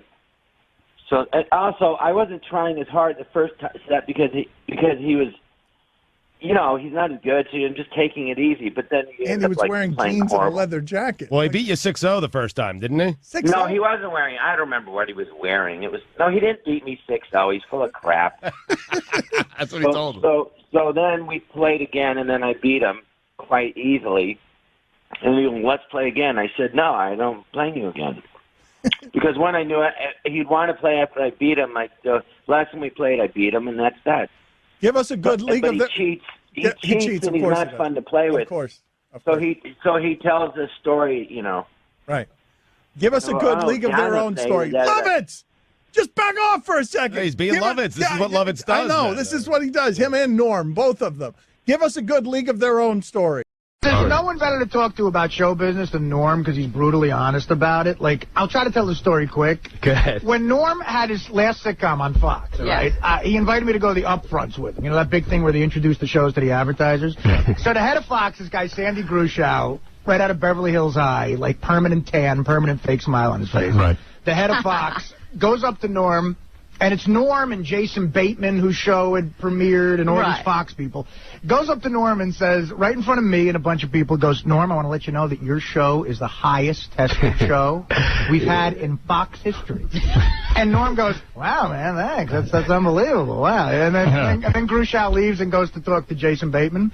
So this other executive at Fox, this woman Tracy, something comes over and goes, where's Sandy? He was just here. And Norm goes, he's over there telling Bateman that his show is the highest tested show in the history of Fox.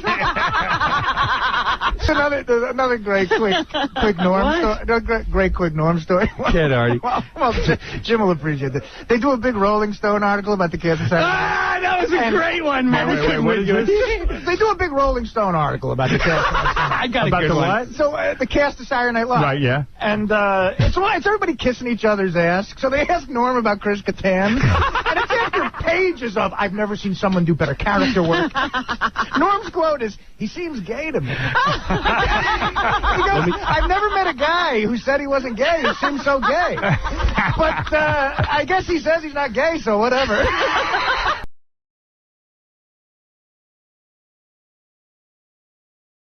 Anthony Jeselnik, are you going to be live tweeting Last Comic Standing Wednesday at 10 p.m.? You have to now. Oh, I do. I think I keep thinking that NBC is going to tell me to stop, and they won't.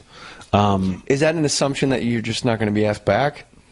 I think they're like, oh, we love you, did a great job, but they just had to cut so much of my stuff that I don't know if I would. If I could maybe go back, but I would just be smarter about it. I would just know. My biggest interest was just riffing with Norm. So I wish I hadn't written so many jokes that they were just going to cut all of them and just been kind of loose and screwed around more. Yeah, it's all for time. It's really amazing. Anytime you record anything for television, you record 2 hours for a half hour, and it all just winds up. Oh, these were 5-hour tapings. 100 comics, and most of them you don't even see.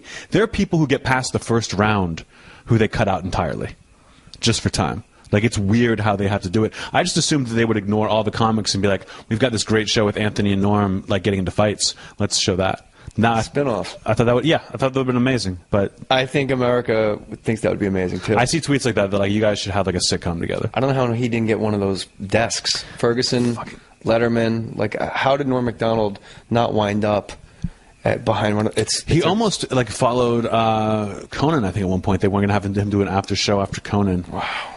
And now here's Norm MacDonald.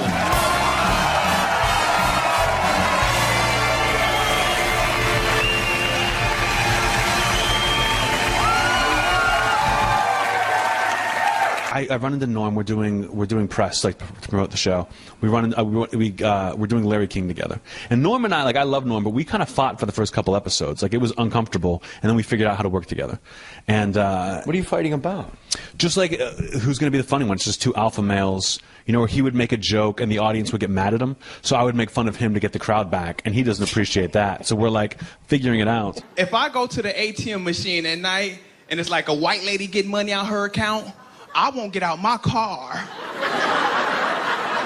When you were at the ATM machine, you were no longer a black guy. You were a human being. That was great. Almost racist, but then you got it right under the bar, Norm. That's why I love you.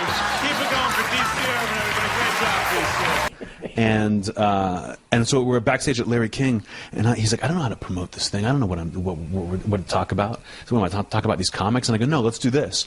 Let's say that we had this horrible rivalry, and that we hate each other, and just talk trash about like things we would do to each other backstage, and like all these, how much we hate each other. He goes, that's great. Let's do that. That's really funny. And I'm like, all right, great.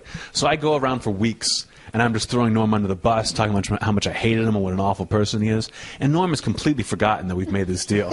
Norm is just talking about how nice I am and how funny I am everywhere we go. And he still hasn't brought it up to me, but I can't think he's happy. I can't think he's happy that I'm just... Regarding Norm, you know, both of you guys have definitely different styles, but both of you, I think, have a real cerebral approach to your craft. And I'm just wondering, from you coming up, what did you learn from a colleague like Norm MacDonald? You know, he wasn't my colleague until just recently, so coming up I couldn't really learn anything from him, but I learned from watching him on SNL when he was on Weekend Update of just that, believe in your joke. And if the audience doesn't get it, you still need to believe in it. You know, like not every joke has to hit. You don't want to be a crowd pleaser. You want to be a great comedian. And Norm seemed to always be going that way. So I always looked up to him, always loved him, which is why meeting him and getting to work with him was such a huge disappointment. I can't think he's happy that I've just been like. What happened that night on Larry King? We weren't on together.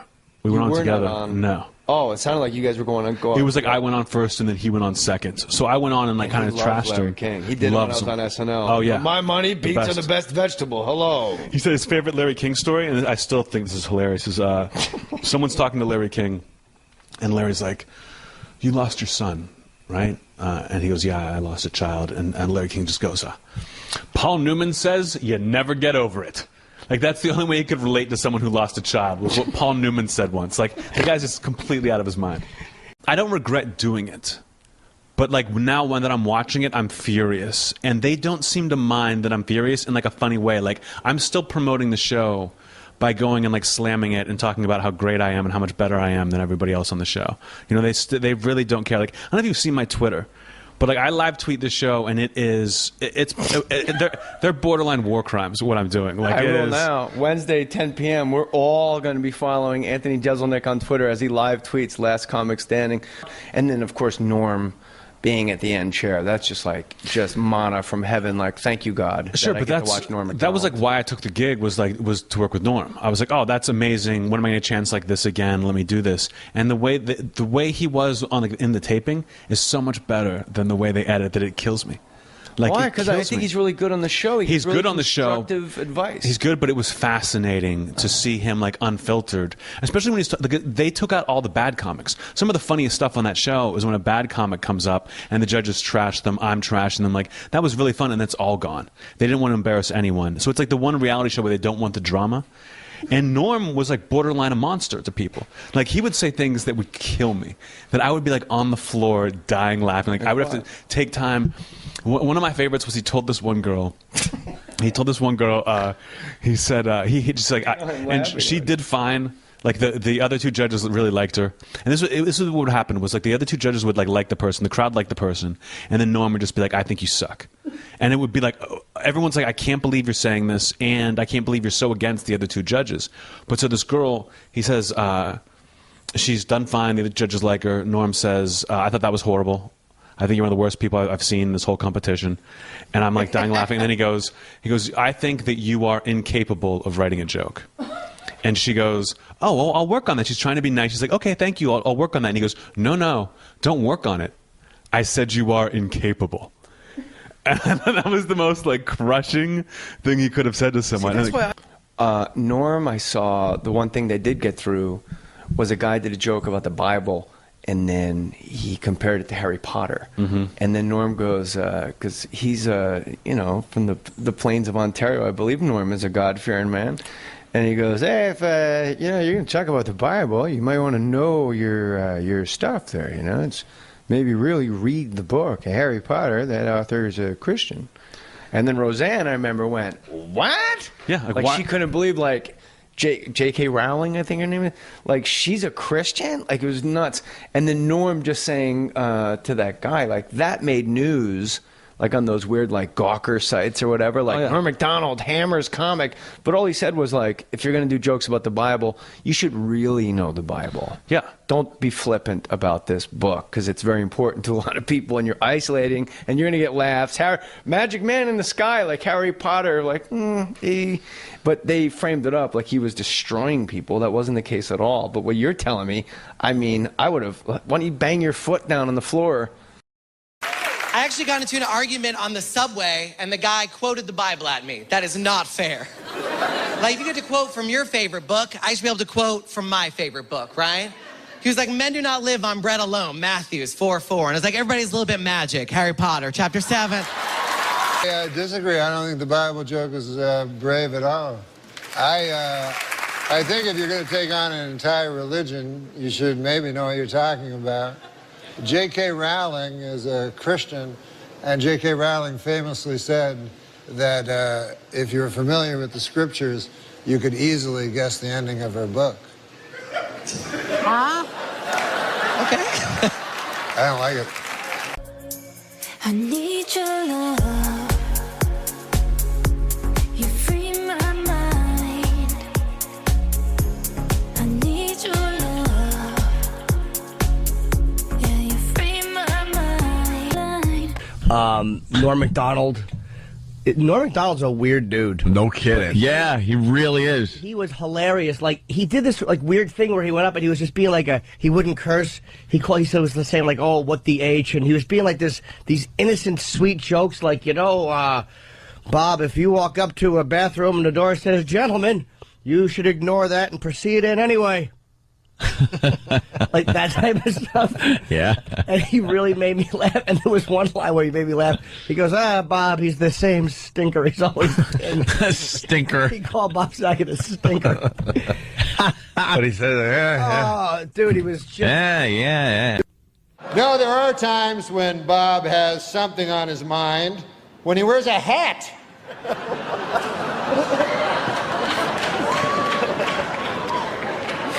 With no thoughts at all, just a hat. No, but Bob has a beautiful face, like a flower. Yeah, cauliflower.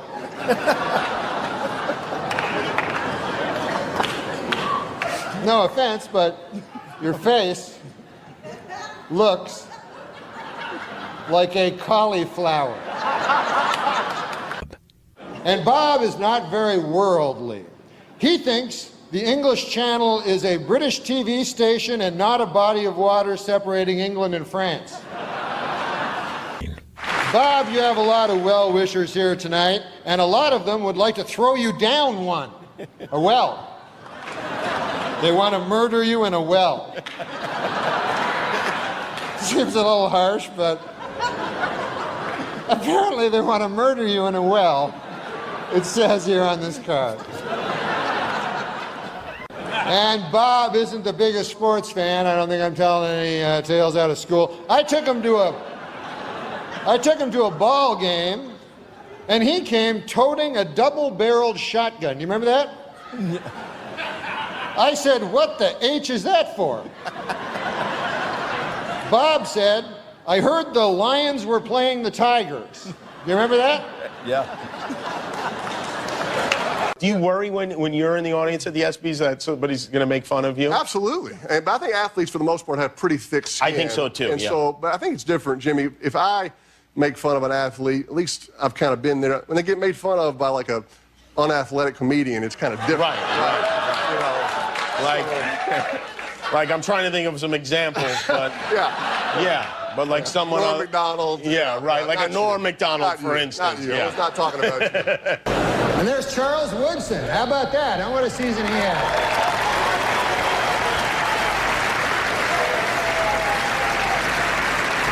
Great, man. He became the first defensive player to win the Heisman Trophy. And congratulations, Charles.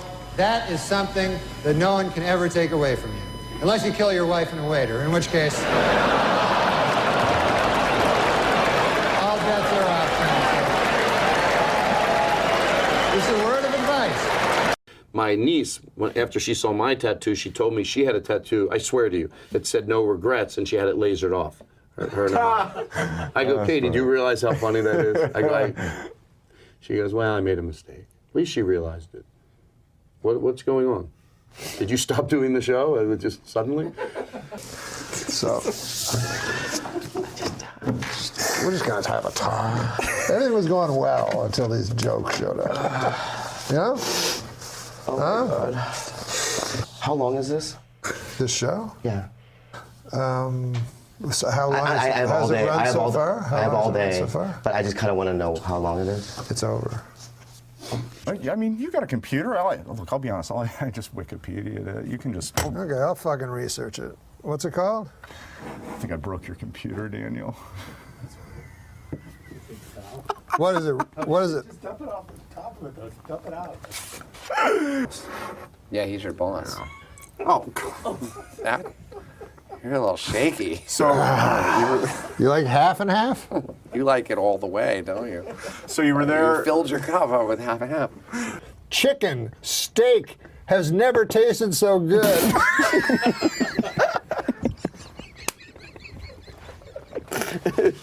Oh, this is about your aunt. My aunt? Is she fucking dead? Yes. You don't have a living aunt? Maybe. Okay. Maybe. I have to read it. Yeah. Well, it's your aunt. Okay, yeah, okay, you're right. I do have one. I have a couple of aunts. My aunt turned her house into a bed and breakfast. I guess she woke up and said, not enough strangers are fucking here. It is kind of weird when you think about it, right? Yeah. You make your house a bed and breakfast, and then damn dirty hippies are fucking upstairs, and you... We could do this.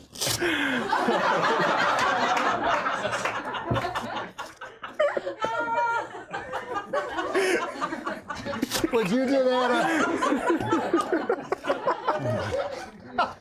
Wait. Hold on. Would you do this on the Mary Tyler Moore Show? It's the Romnan Show. It's the Romnan Show. Oh, cool. Oh, you broke it. Excellent.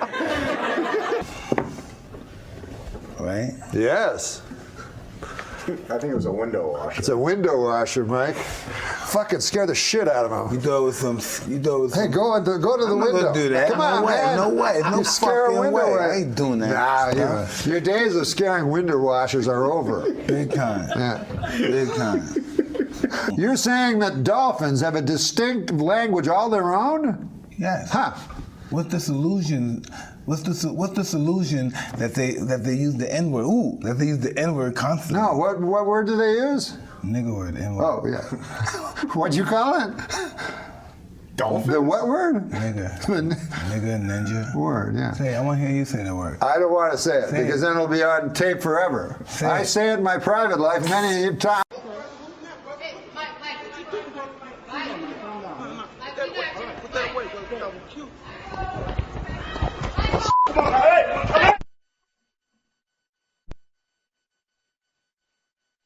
Say it, hunky. Say it, hunky. Say nigga, hunky. Say fucking say it, hunky. Listen, am I wrong or am I imagining that? No, say nigga, hunky. Say it, hunky. Come on, cracker. Mike, I have to ask you a question. Say it. Say it.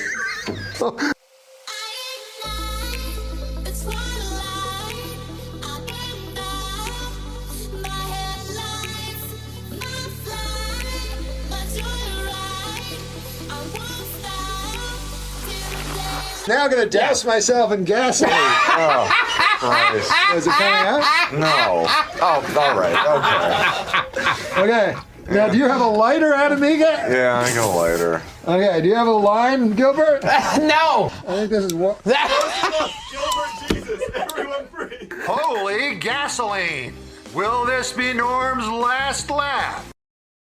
Phil Leeds was one of the best comics in the world, one of the sweetest human beings. But during the McCarthy era, Phil couldn't get work. He was branded a communist because he had left leanings, and he couldn't work.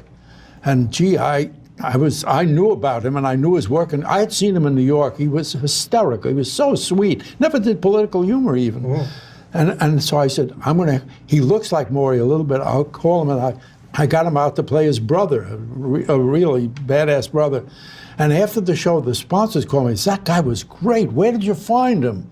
He's a New York actor. That's all I could say. Well, you mean because he was branded at that moment? Huh? The moment you cast him, he would still have been branded. Oh, sure. Oh, yeah. Oh, yeah. They would have, if they knew he was one of the guys, they would say, you can't use him. Wow, that's interesting. I know nothing about the blacklisting, but just as you said that, were Jewish people more likely to be blacklisted? Well, I don't know about that, but Jewish people are more likely to be considered liberals, and so they'd be more vulnerable. Were you ever a communist? No, they called me and said, they knocked at my door at 9 o'clock in the morning on Sunday. Two guys dressed like that in black suits. Mr. Reiner? Have you no shame, sir? Mr. Reiner, FBI, may we come in? Oh, absolutely, gentlemen. I'm in my shorts. I was just woken up. They wanted to know if I knew... Explain to the folks what the FBI is. The Federal Bureau of Investigation. We're looking for communist infiltration into the arts. They were sending people to jail. By the way, the guy who ran the whole committee was ultimately sent to jail and went to the same jail that the communists were sent. And they were so nice to him. They really were. Anyway, that was another part of the story. But the FBI are at your door. They're at my door, and I decided. And by the way, I was on the shows at the time, and I said, "Oh, here it comes." I had done liberal things. I was a liberal, and I had done liberal causes. And they wanted to know. This is the question they asked, and I could not believe it. They said, "Sir, did you vote for the American Labor Party in the last election?" And I'm saying, they can't ask that, sir. It's a secret ballot. And I said, "Yes, absolutely. Didn't you?" And I decided I'm going to go with them. They were charming. I'd out-charm them. They said, "Why did you vote?" I said, "Henry Wallace, our vice president. He's a businessman. He runs a strawberry farm. We need a good businessman." Everything they... And I said, you didn't vote for? Who did you vote for? Anyway, that's the way it went for a long time. And then they asked me questions like, you once emceed a thing for Mr. Barsky, a fellow named Edward Barsky. Do you know about him? I says, yes. He said, you know he was a communist? I says, probably, but I said, why did you do that? I says, well, they asked me to MC something. They were giving him a big award because he invented plasma, the thing that saved lives. He did it in the fields during the Spanish War, the Franco War, and with a motor from a machine, from a car, a Jeep. Sure, that's how I do it. He got plasma out of that. And I said, saved thousands and hundreds of thousands of lives in the Second World War. I would, who wouldn't be an MC at that? And then they say, you also MC'd a liberal thing at Carnegie Hall. What? I says, who asked you to do that? And I said, well, I was in Call Me Mister at the time, a Broadway show. Somebody asked me. And I said, Carnegie Hall, every kid actor, you have to play a violin. You want to go to Carnegie Hall? I didn't play the violin. I didn't sing. So a gentleman, and I said this to him, gentlemen, if the FBI ever has a big event, I'm your guy. I want to MC that event. This is the way I went. I got it. And then they asked me the question, do you know any commies? I said, I'm sure I do. And he said, could you name them? I says, commies don't go around giving their names, but, oh, you know any commies in show business? Yeah. I said, sure, they're in every business. You guys tell us that. And they said, would you give us a name? I don't know, they don't go around telling their names. Yeah. And that's the way we left it. And nothing It else. wasn't illegal to be communist at the time. It was just, it couldn't work. I think the Constitution says you're allowed to think the way you want to think. Right. But you couldn't work. That's exactly. Do you ever think maybe it's a little like racism? A lot like racism. No, I mean, if you're a racist. Oh, yes. It's not illegal, but you can't work. If you're a racist, you can't work. Well, Donald Sterling, for instance. Oh, yeah. Do you think there's any correlation? He doesn't have to work. No, he doesn't. The amount of money he has, he could live another 100 years. That's true. $10 billion. No, but a serious question, though. Yes. If a man has a job and he is a racist, should the job be taken away from him? No. Okay. But his fellows should. Good news for him. Yeah. Not a racist. Feelings flowing up and down, picking up the pieces that you left behind, hitting a new type of flow, breathing in the smoke and clearing up my mind. The thoughts of you are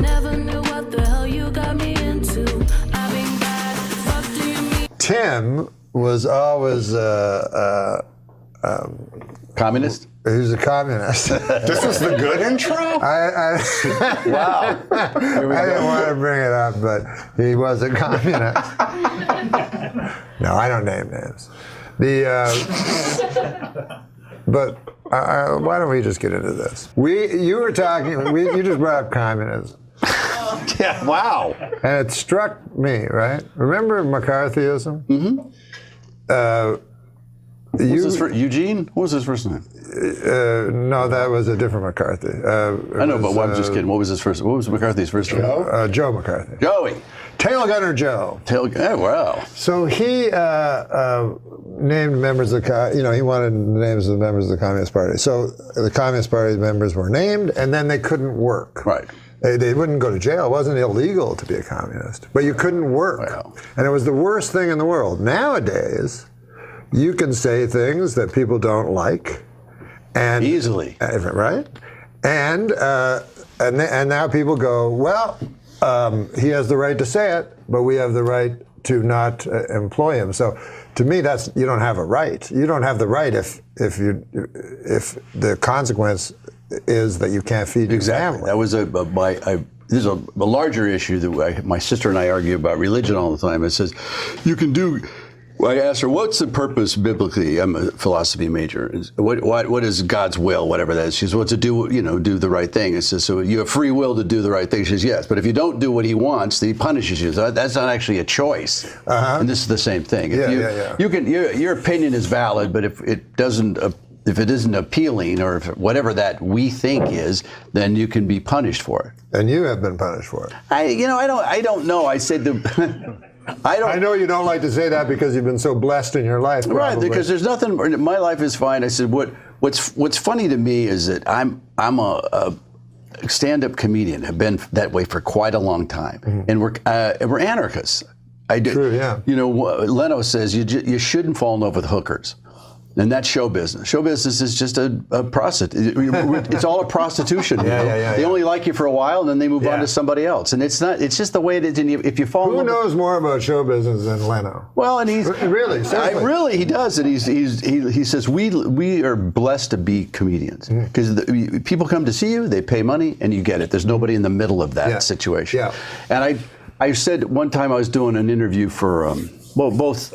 I did an MSNBC, which is curious, and I did a Fox interview. And I said, at the end of the interview, are you interviewing the character I'm playing or the guy that I am? And they said they didn't see any difference between that. And I said, it's a very different situation. You don't interview Mel Gibson or Harrison Ford as the guy in Blade Runner, but sometimes they'd want you to be that opinion. And I said, my opinion, it's always been that way as a stand-up. I hate taxes. I hate it as a stand-up comedian. I worked hard week by week. You get cash in an envelope, usually by guys in suits.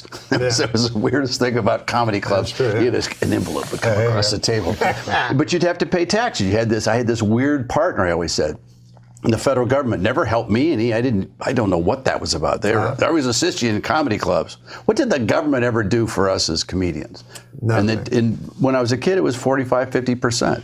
Oh my God! Wow. Right? For regular people. Right, for regular people. For rich people, 80%. 80%. It was horrible. I never. That's always been my position as a comedian. I don't know why we got onto this subject, but this never stopped. No. There's something to do with McCarthy and communists? Is that how this went? No, I thought because you brought up communism, that we're facing nowadays, where you could get fired for your political beliefs. And actually, communism was a sort of a dangerous thing. Well, now they're like, everybody likes them. Yes.